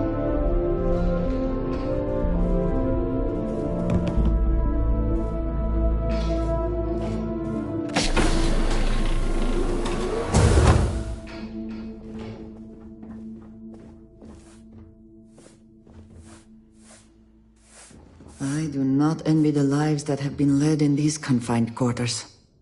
As I always tell my patients, worry not, for tomorrow may bring happy surprises. Life on a colony ship has its ups and downs, as you can probably imagine. I tend to look on the bright side of things, however. To the best of our knowledge, we were on a critical mission, saving the human race from extinction. That notion was always with us, and it instilled a sense of pride and duty. Sure, the living quarters could be considered cramped, and we could go nowhere else. But we also had near endless time with friends and loved ones. I suppose as I get on in years, I have learned to appreciate that more than anything.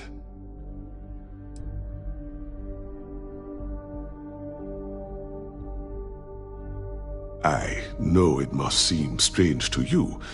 I am not a captain, nor am I a security guard. But I was brought along for a very specific reason. The captain trusts me to de-escalate situations. Pardon me saying, but we did not know who you were or what your intents were. So, Captain Breckenridge wanted me to come along as a friendly face and keep the conversation amicable. I am glad that you were peaceful, and my role was as limited as it was. Thank you.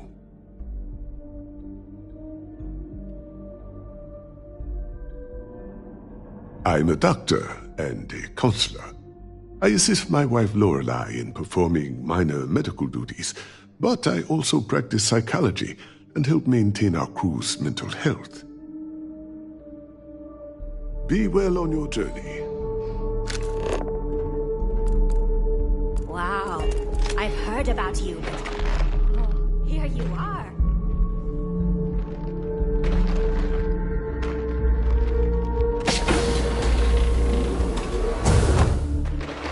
Wonder what it's like out there, beyond our little community.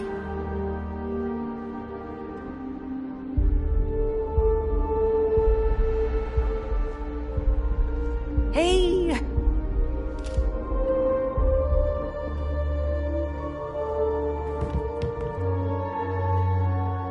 Sure is nice to know there are other people out there. I do not not envy the lives that have been led in these confined quarters.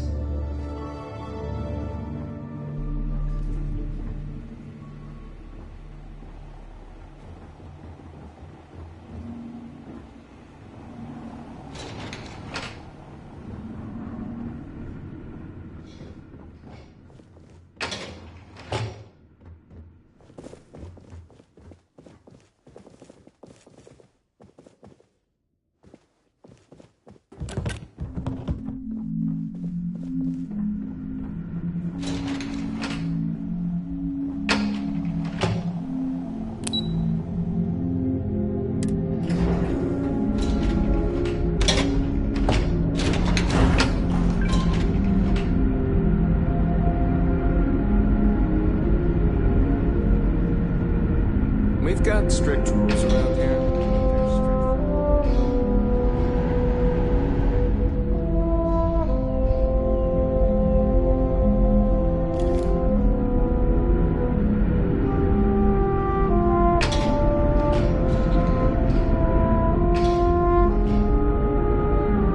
Just because our equipment's old doesn't mean it won't work detected.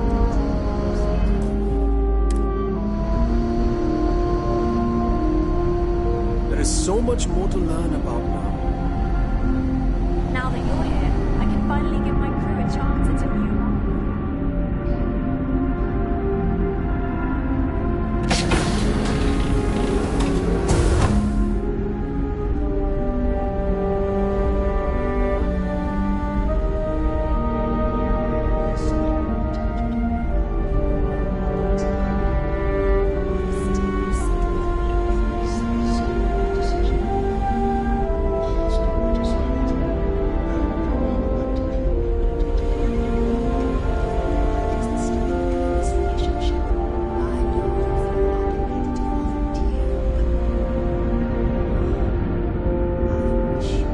Now that we know what's out there, things are going to be more interesting from here on out.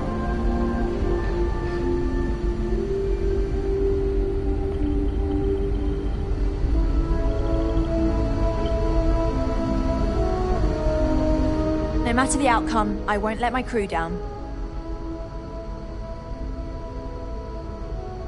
Well, well, it would appear we have the means to go nearly anywhere now, thanks to you. The engineers even upgraded our communications equipment so we can speak with passing ships. Turns out it was a pretty easy fix. Thank you again for all you've done.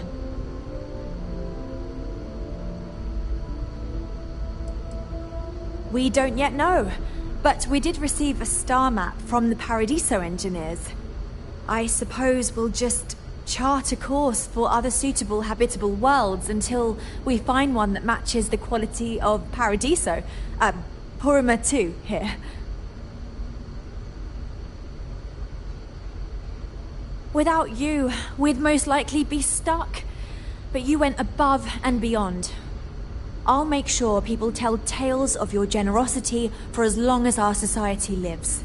I don't know if we can ever fully repay you. Thank you again.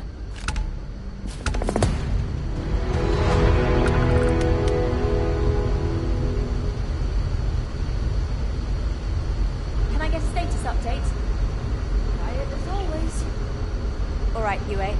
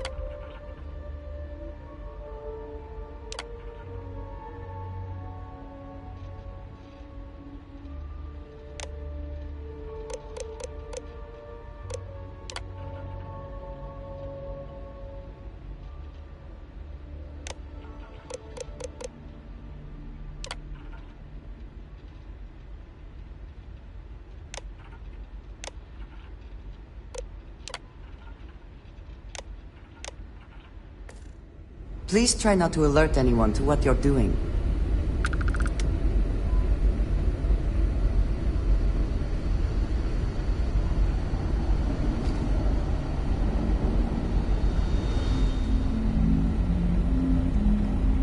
Careful waving that fancy gun around. We don't need to see what it can do.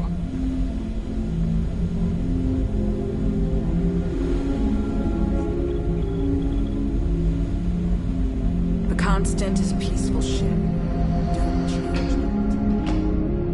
Now that we know there are other people out there, we need to be more prepared for trouble than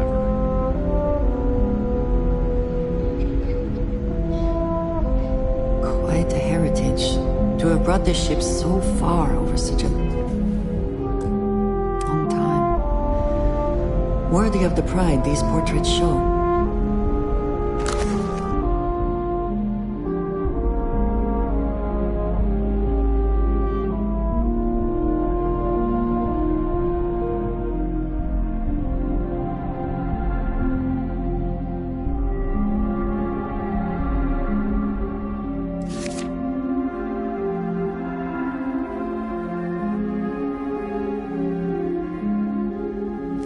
Testing my patience.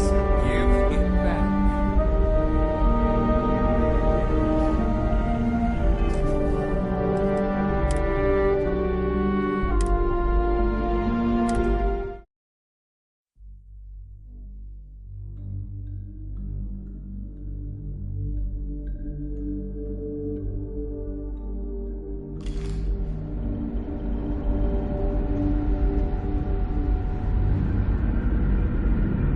You're lucky we're under orders not to escort you right off the ship. Never seen a ship like yours before. Then again, I haven't seen any Hey, ships. if you ever want some piloting tips, I'm your chica. You're the one who helped us out of that mess with the Paradiso group. Nice to finally meet you.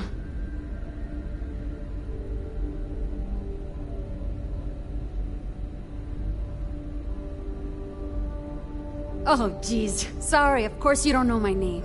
We never met. I'm Yue. Wow, I never thought this would happen.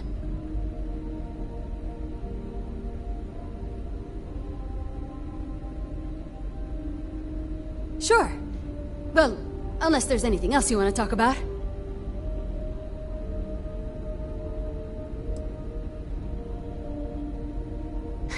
It's incredible. I'm pretty excited to meet new people and ask them all sorts of questions. I wonder about all we've missed this whole time while humanity has advanced around us. I'm the navigation officer. I pilot too, though the ship was designed to pretty much fly itself, so I don't get to do that as much as I'd like. But I'm helping us to chart courses for new worlds. The data we got from Paradiso has been quite handy for that. Then it's just up to the captain to make the call on where to settle down. I'll be watching the skies for you.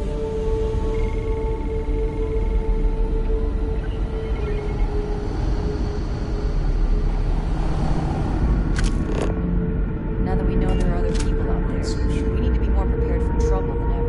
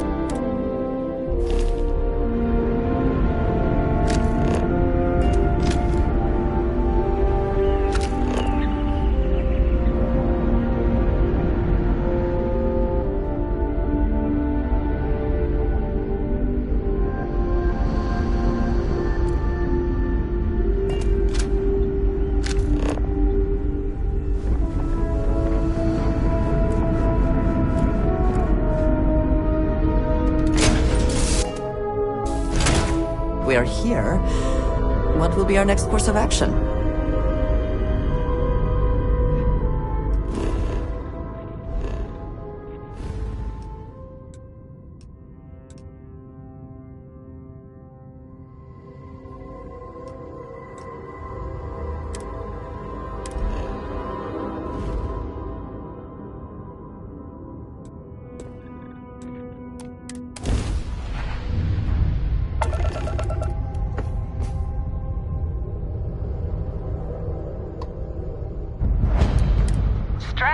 Is open for business. Come aboard and let's see about getting you a solid upgrade.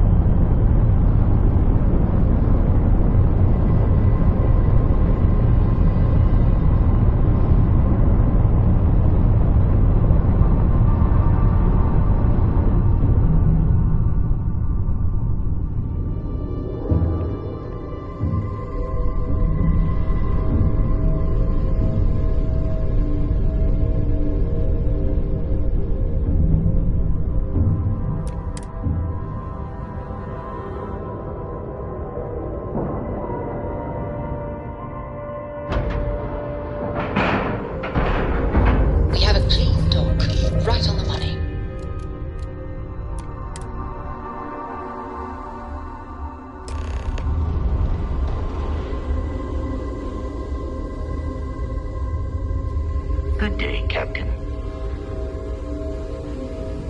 I'm Walter Stroud. I'm proud to be part of... Walter is quite proud of what his company has accomplished, and for good reason. This place is something else. Deimos or Stroud Eklund? Hope you have a good stay. You're asking for technology that doesn't even exist, Frank. I'm good at what I do. But you're mental if you think I can pull off what you're asking. Tried and true is what we should focus on. Oh, this must be Walter's consultant friend. Please, come join us. We've been waiting for you. Hello. Hi there.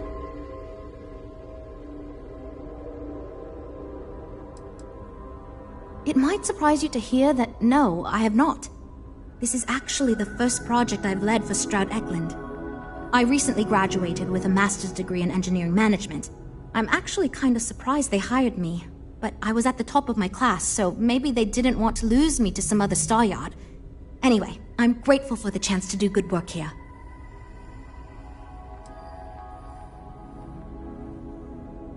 It means I'm responsible for making sure our projects are carried through to completion. I'm not the one calling all the shots per se, but I do need to ensure the people making those calls are empowered to do that within the limits the executive set for us. You must be Walter's colleague. He informed me that you'd be taking charge of Project Kepler despite the fact that we have a fully dedicated R&D staff already assigned to it. But that's okay. I'm sure that even though you have virtually no experience with this, you'll do a great job.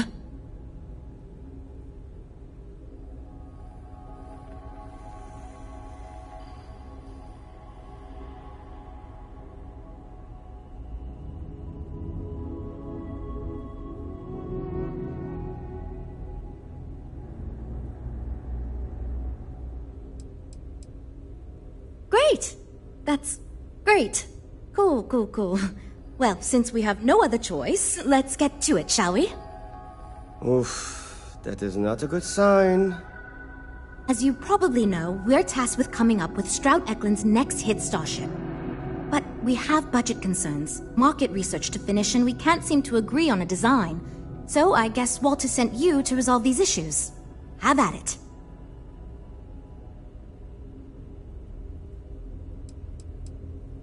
There are a lot of factors to consider.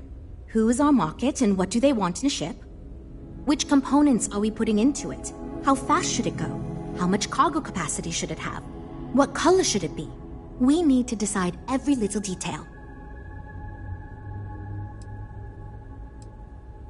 Sure, I'm Jules, R&D project lead. Was the one making all the big decisions. I suppose I just coordinate now. You already heard from Frank. He's lead designer on the project, focused on the look and feel of the ships. There's Ella, another senior designer. She focuses on some of the more technical designs of ships. Went to school with Frank. Mike is our senior engineer, responsible for consulting on all the technical bits, the machinery, the computer systems, etc. And then there's Nev. She's here for marketing. It's her job to weigh in and sell this thing to consumers.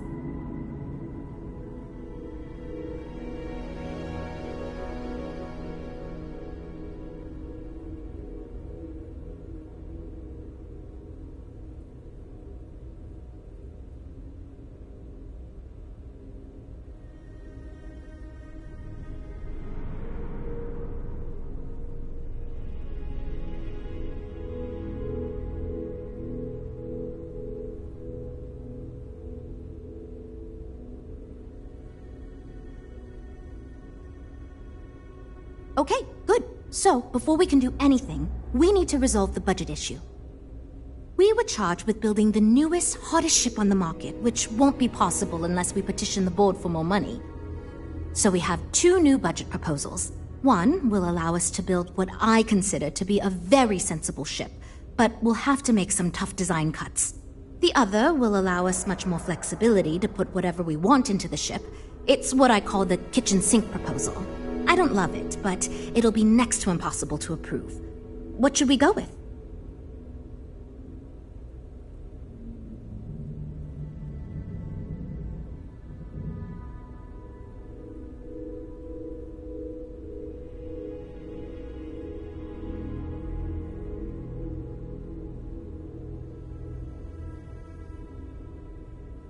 Oh, and I seem to have lost your attention.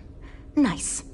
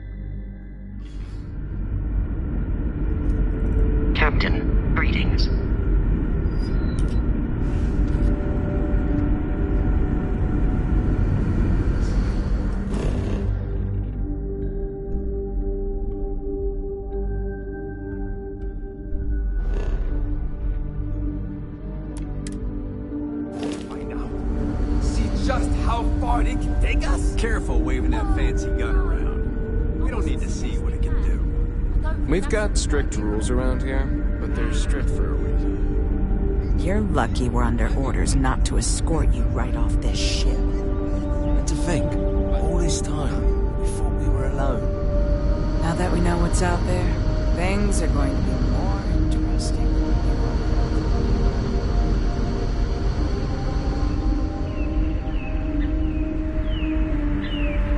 I'm worried about Janet. I wonder if someone from the outside can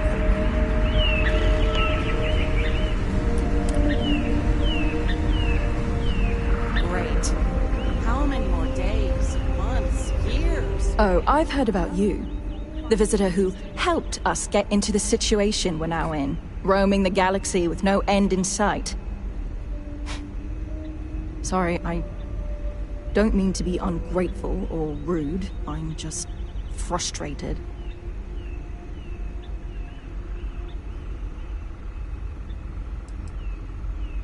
Still pretty terrible, even though we're now supposedly on our way to our new home.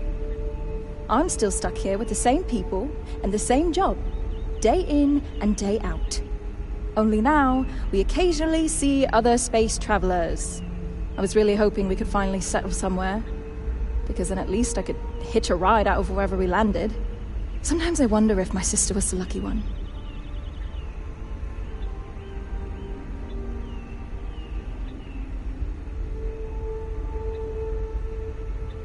Well, one of them.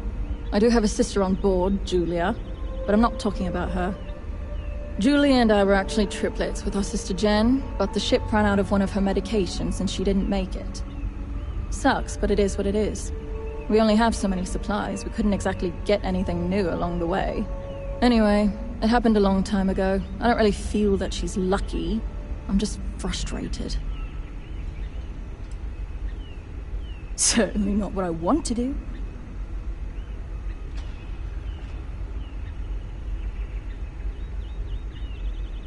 I mean, I hate this job, and there's really nothing I can do about it. I'm the cultivation manager. Fancy words for farmer and fertilizer collector. I didn't have a choice. Most people don't. You get a job, and that's it. Like, I'm great at what I do, but I would enjoy doing literally anything else. Meanwhile, my sister Julia, she gets to hang out with kids all day and watch movies. The kids I couldn't care less about, but she doesn't even care about Earth culture. Ugh! Is it that obvious? Breckenridge is intent on finding a home just as perfect as Paradiso, and it's clear that's never going to happen. I'd love to leave.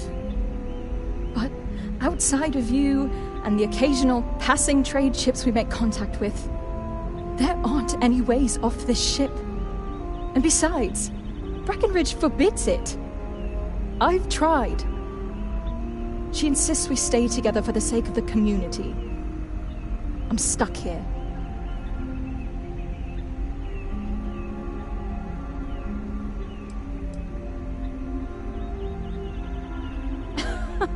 Oh my God, yes! It's all I've ever known. But I feel a deep need to get out of here. I can't explain it. Maybe it was all those movies I saw as a kid. Green meadows, beaches, lush forests, mountains. I've always wanted to experience these things. And we were so close to it, damn it! I could almost feel it. So yeah, I'm done with this place.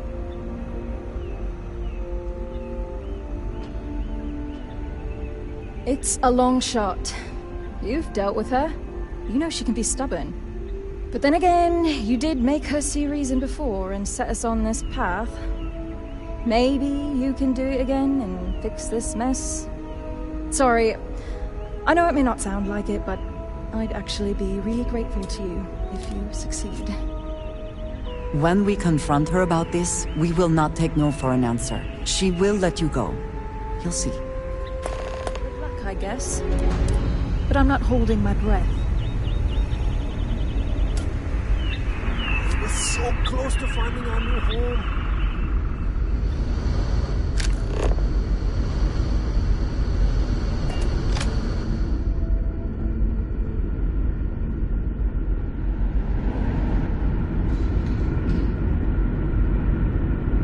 Constant is a peaceful ship. Don't lose it.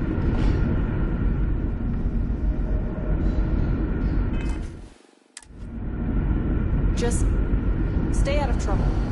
Just because our equipment's old doesn't mean it won't work to take down troublemakers. My crew may not realize it now, but we will be much happier. We've roamed the stars for almost 200 years. What's a little longer? That's a good question, but I firmly believe that establishing our own home is what our ancestors would want for us. I think that we will assimilate to some degree, particularly when it comes to trade and exchange of ideas. However, we've fared by ourselves for so long, it would be unreasonable for our people to give up our own sovereignty in favor of a completely different society's rules and expectations. It may seem like it's about me maintaining control, but it's more about avoiding massive culture shock. We'll get there, but we'll need to ease into it so future generations can reap the benefits. Understandably, some are disappointed that we gave up our home, but I think I've managed to convince them that this will be best in the long term. I have no doubt that even if it takes more time, we will manage to find something even better. And it's important to remember we're still way ahead of our original schedule. Everything will be fine.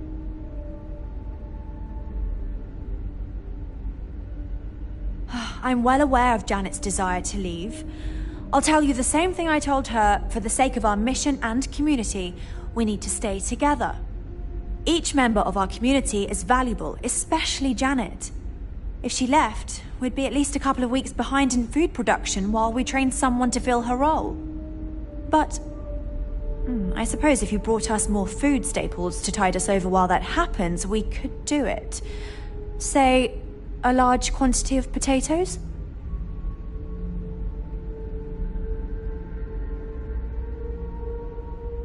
I'll be the judge of that.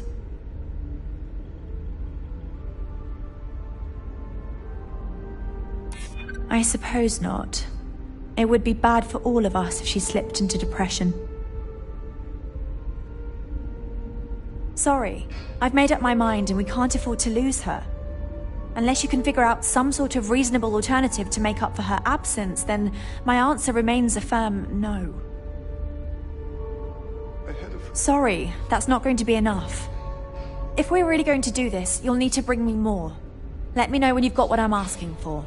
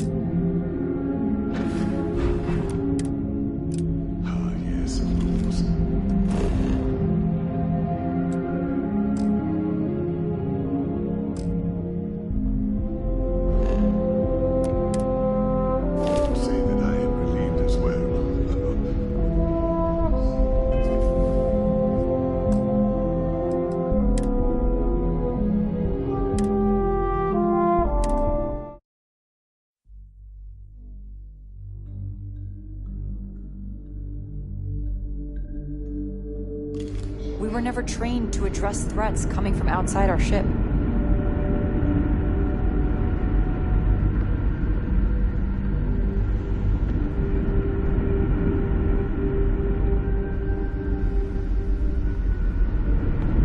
Just because our equipment's old doesn't mean...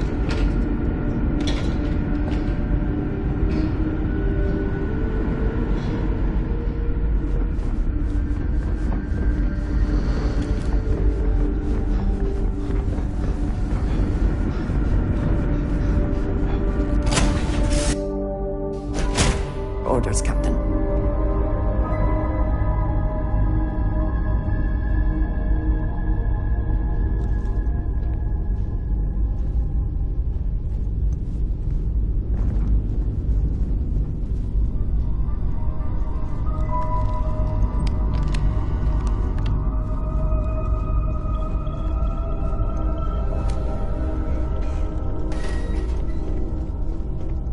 What can I help you with?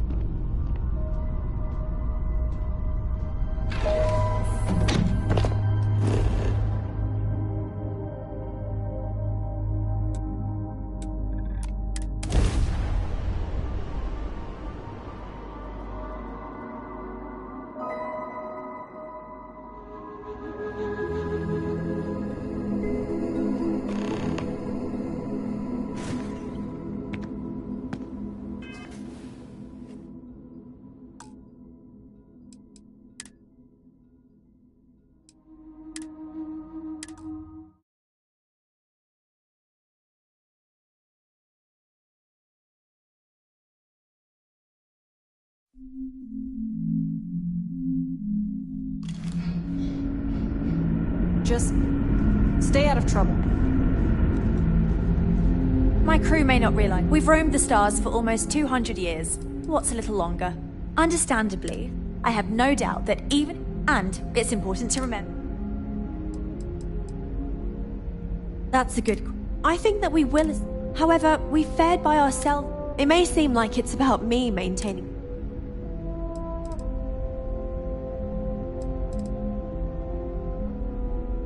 I'm well aware of Janet's. Each member of our community is valued, but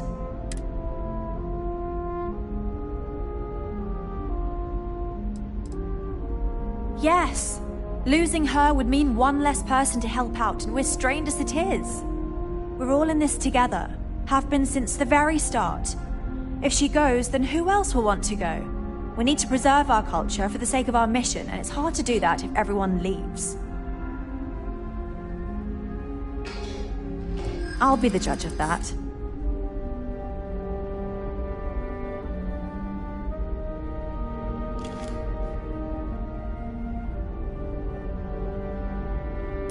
I suppose not. It would be bad for all of us if she slipped into depression.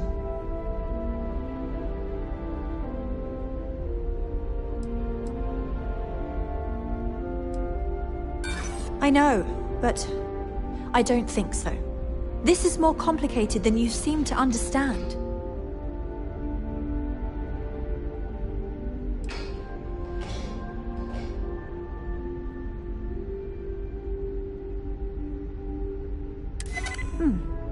I hadn't thought of it that way. Her sister remains with us, so she'll likely wish to visit, and with more knowledge to share. Well, you've got away with words, I'll give you that. Once again, you've convinced me to do the right thing. And while I'm not happy about letting one of our own go, I think you're right. It's for the best. Let her know she's free to leave on the next ship willing to take her. I just hope this doesn't prompt others to want to leave as well. Thank you, Captain. Making difficult decisions with grace is the mark of a true leader.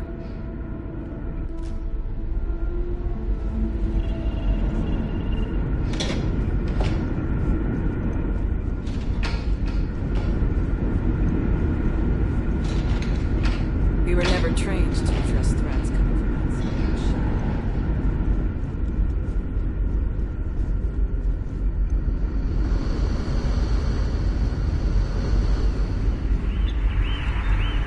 Hey, maybe you could help out Abe. Abe. Help me. He's been talking about But I'll needing believe someone it with when a I'm ship. finally off this bloody old ship. Wait, for real? How? I thought I was going to have to escape on my own somehow, but if she's given me her blessing, that's even better.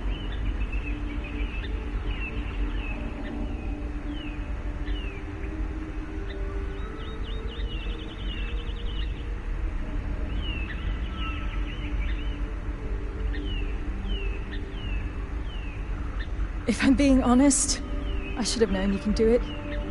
After all, you're the reason we're still out here. I heard about what you did for us, getting that grav drive or whatever. I was kind of hoping you'd overhear me and offer to help earlier.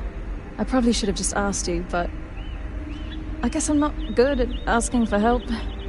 Anyway, thanks for helping me. I know you didn't need to.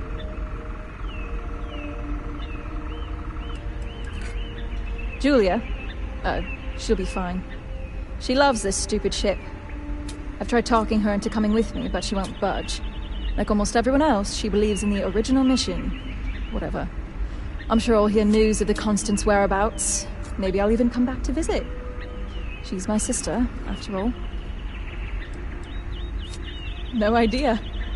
One of the techs who helped retrofit the grav drive onto the Constant mentioned a place called New Atlantis. Maybe I'll check it out. It sounded interesting. Anyway, seems like a good place to start, especially if I want to find a job that isn't farming.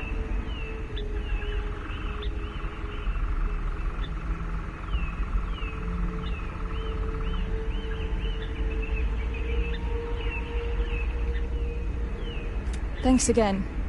I'm going to need it. It's a whole new world out there. I hope we meet again someday.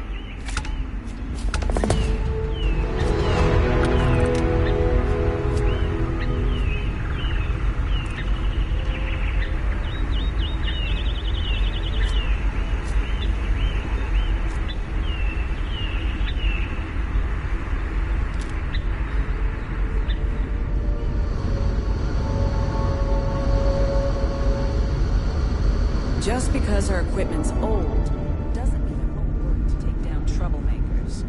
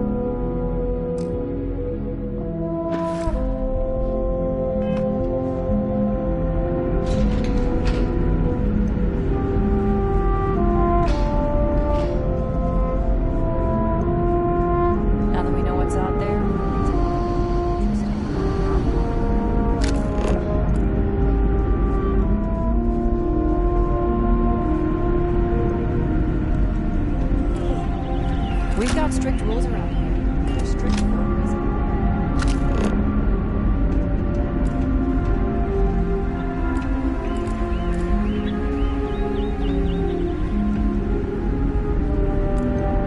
Careful waving that fancy gun around.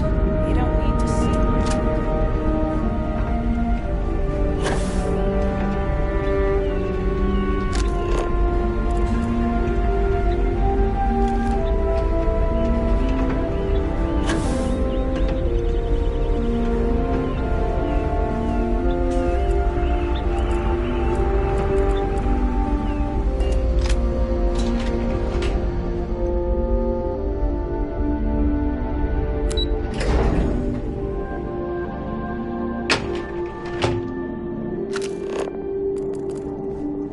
You're lucky we're under order not to escort you right off this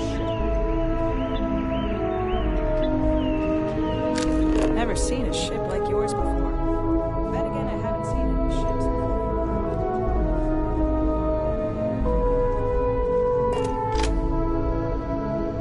If you ever need a friendly ear to listen and not judge, you know where to find me. Oh, hi!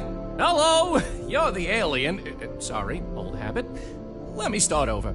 You're the person who helped us with our little dilemma, aren't you?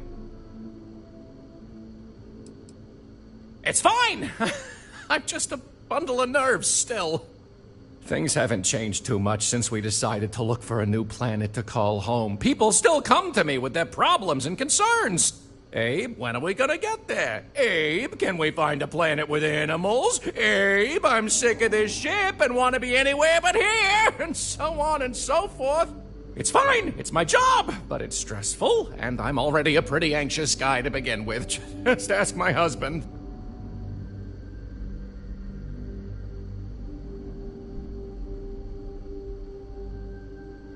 Sorry, yeah.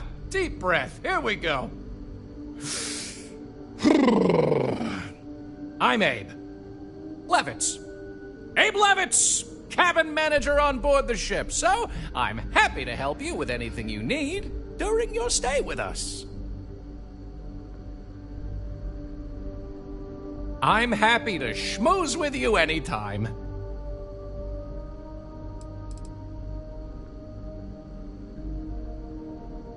Oh? Oh, you must mean the Yiddish. It's an old family tradition. The Levitts have been trying to keep it alive for hundreds of years now. See, we didn't think the language would survive if we didn't, so we charged ourselves with preserving it. It's a point of pride for our family, and something I'd like to pass on to others so they don't forget. Like my great-great-great-great-grandmother's latke recipe.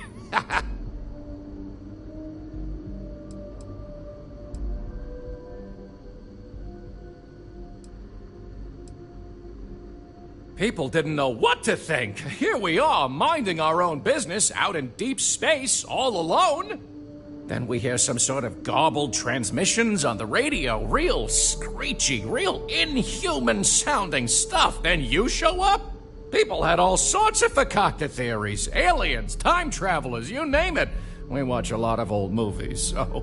Anyway, it spooked the bejesus out of us, because we were expecting to find nobody. Me? Hey, well, there's not much to say. I take care of people here. I live with my husband, Daisuke. No kids, though that might change now that we no longer need to worry about resources so much. Instead, I get to spend time with everyone and their families here. They call me their bubby because I'm like the grandmother they never had. I may have had something to do with that nickname.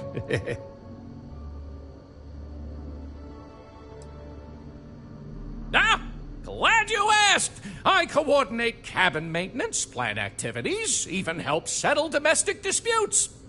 It's a demanding job, but in short, I'm here to keep people happy. I try to keep both the kids and adults entertained. Scavenger hunts, sing-alongs, fun little art projects, you name it. We also have regular media nights where a historian, Julia Yang, screens old movies, plays music, and exposes us to other Earth media. Oh, you heard? I was just kvetching to myself. Mostly I just need to find someone with a ship, but hey, you're someone with a ship, aren't you? I'll save you the spiel, but ever since we found out that people exist out there, the crew's been asking me if we could track down possible relatives. I made the mistake of looking some up, and now they want to connect with them. Now, I'm not gonna ask you to schlep anyone back and forth, but could you deliver these messages for us to connect our crew with their relatives?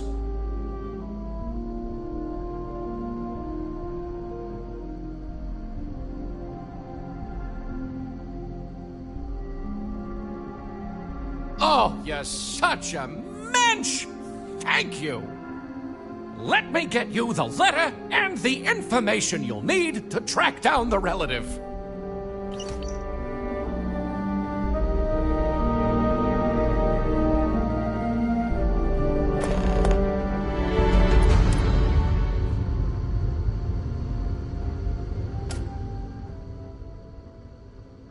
Don't be a stranger now. Oh! I've always wanted to say that.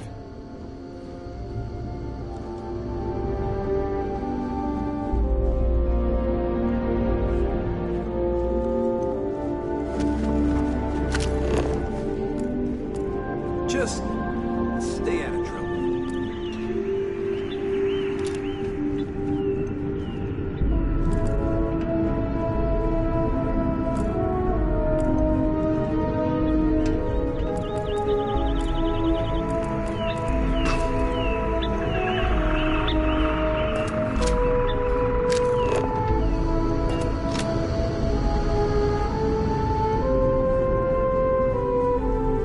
Now that we know there are other people out there.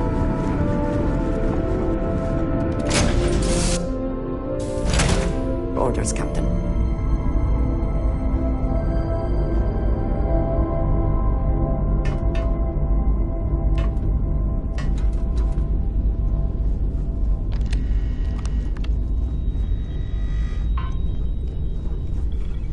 Excusez-moi.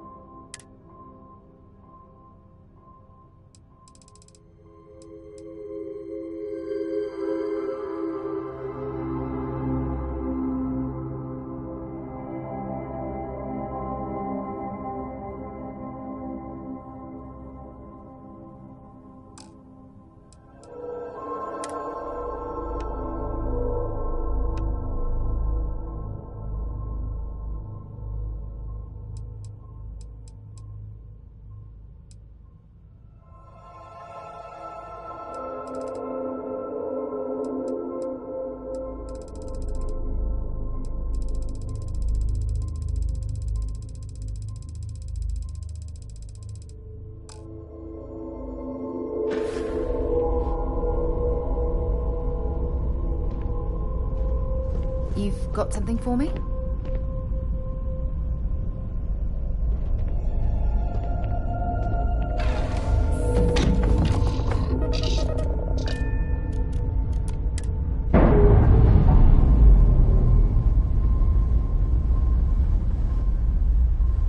Indicators are green. We're free.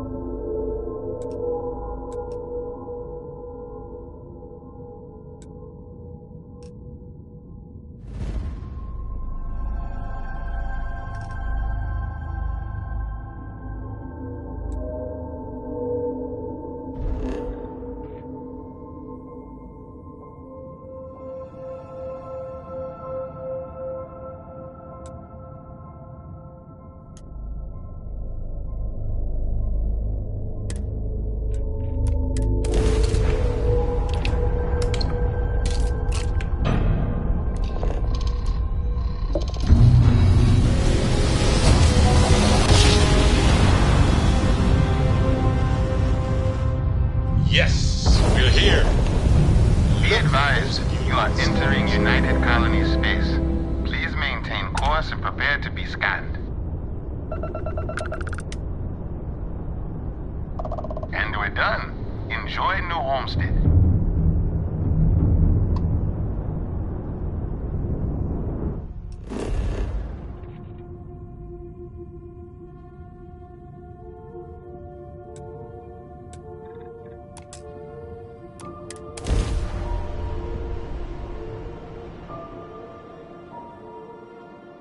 Landing gear.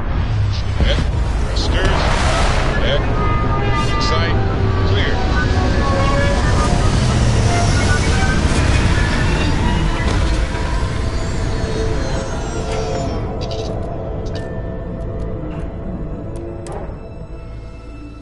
I can understand wanting to honor or even celebrate history, but this may take it too far. Welcome to New Homestead. Please make your way to the building at the end of the path and down into the colony below. Stay safe and enjoy your visit.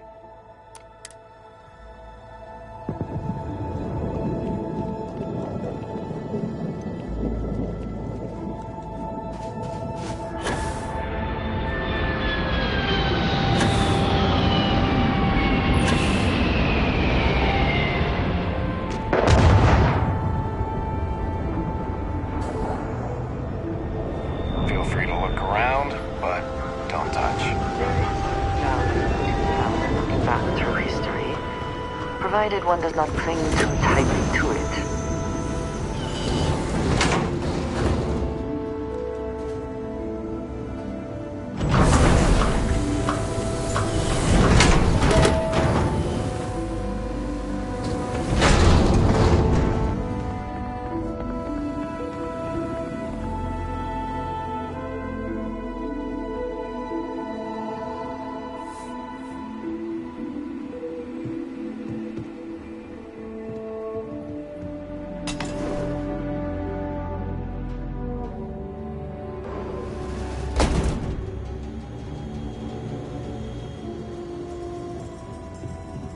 Off-worlders always ask how I can live here. I wonder how they can live anywhere Okay. else. Hello. I'm a little busy. Make it quick.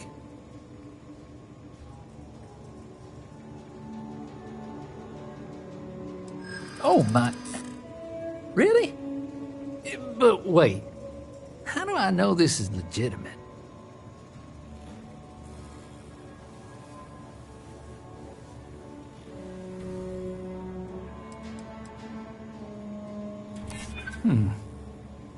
I expected you'd be pushy about this. Maybe you are telling the truth. Well, I hope I don't regret this.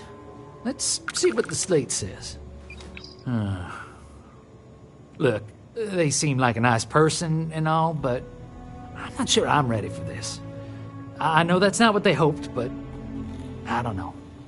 Give me time. Maybe I'll come around.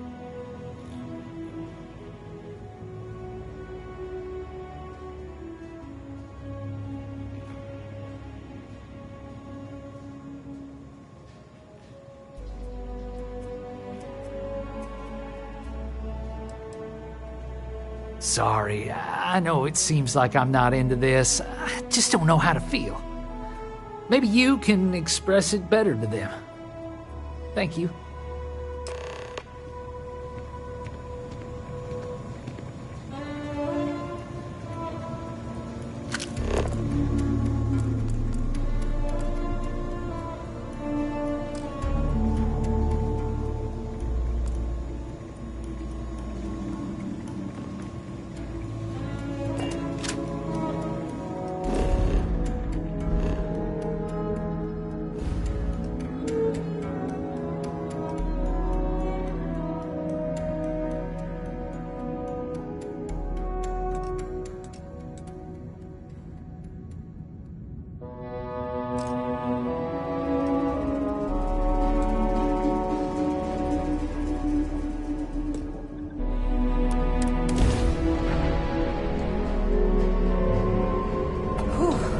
Always a satisfying moment to return to your ship.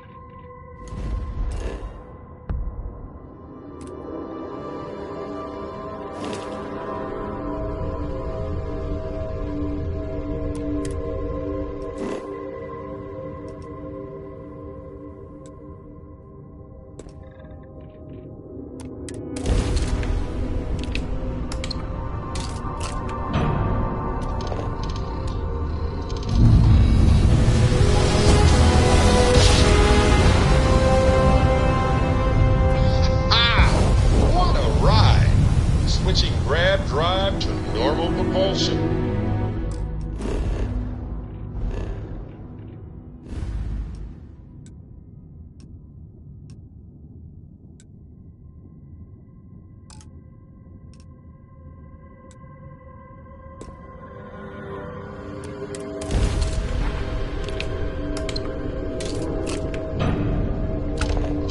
You shall be judged.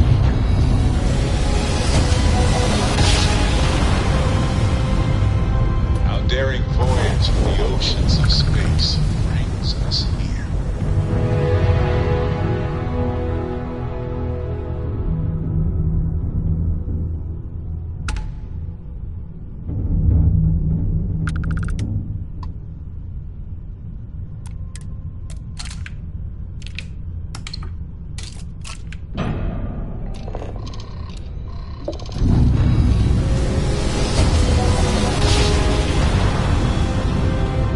Nice jump. We're right on target.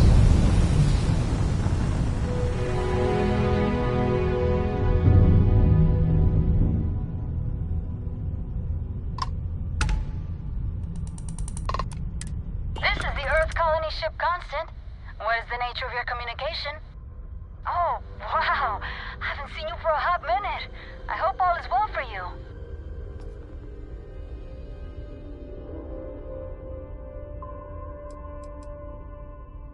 Great. The engineers are keeping it running smoothly. The grav drive's still working like a charm. And now that we can contact others out there, we've been able to pick up supplies and perform some much-needed maintenance on the old Constant.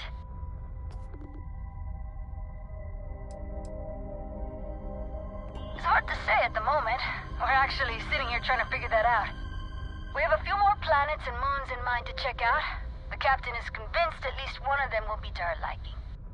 It's disappointing that we haven't found something yet, or settled for less, but I get it. We want to make sure our forever home is as good as it can be, and there are no shortages of hospitable worlds.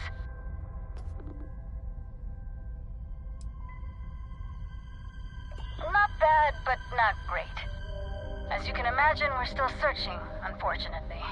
We visited some promising worlds, but Captain Breckenridge has shot them down for one reason or another. Some of the reasons have been very good, honestly, like not wanting to live on a planet with lots of volcanic activity or one that constantly smells of sulfur. But I feel like we could have settled for less than absolute perfection by now. I think we're doing pretty good. Captain Breckenridge hasn't informed me of any pressing concerns, at least.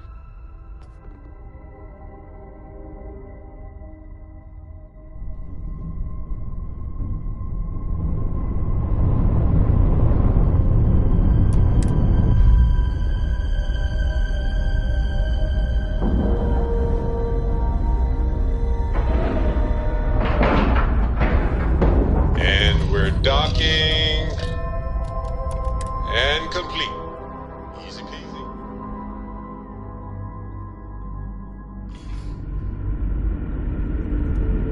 Greetings, Captain.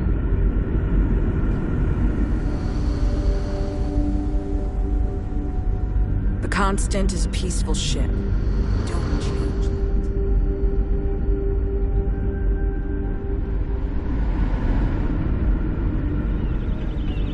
We were never trained to address threats coming from outside our ship. Just because our equipment's old doesn't mean it won't work to take down troublemakers.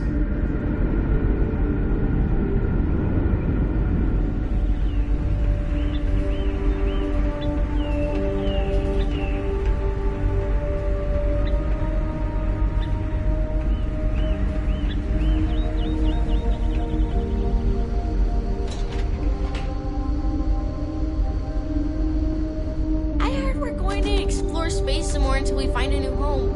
But I thought we already found a new home.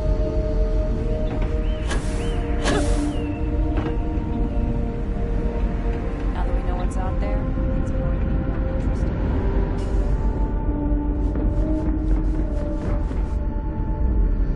The Constant is a peaceful ship. Don't change that. We were never trained to address threats coming from outside our ship.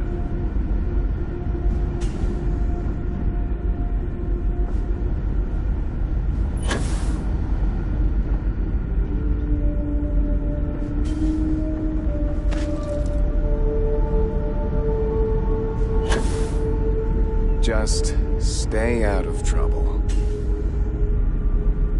We got strict rules around here. They're strict for a reason.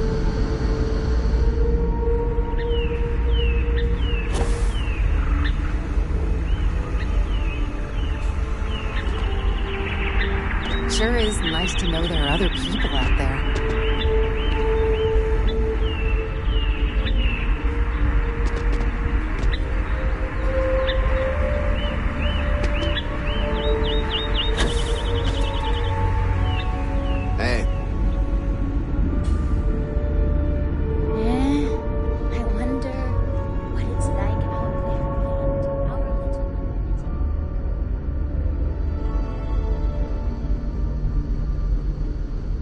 Hope you're not having any trouble.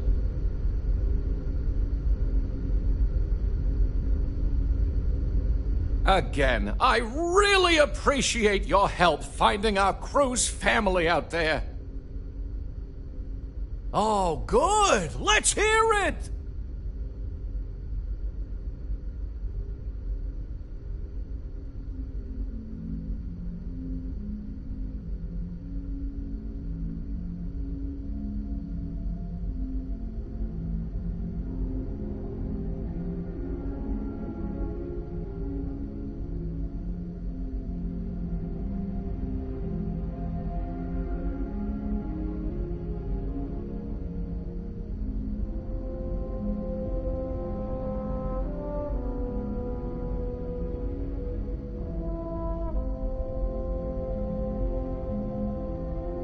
That's a shame. I was really hoping it would work out, but things don't always work out the way we want. Anyway, thanks for the help. Come see me if you ever want to do it again.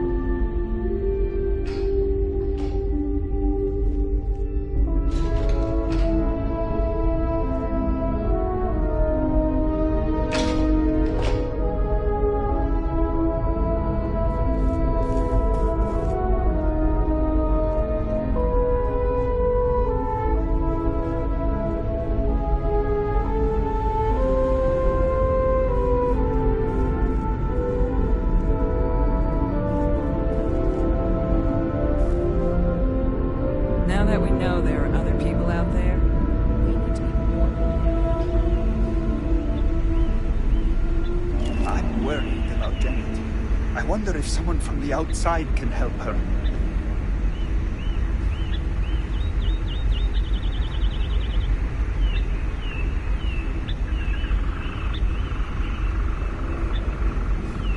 You were so close to finding our new home.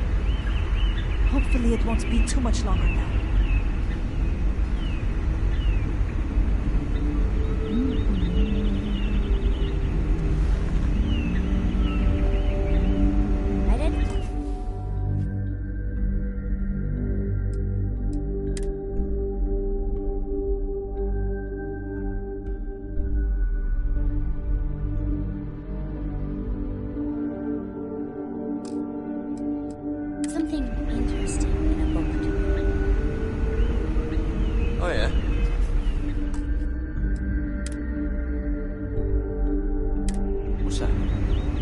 It was about crops back on Earth.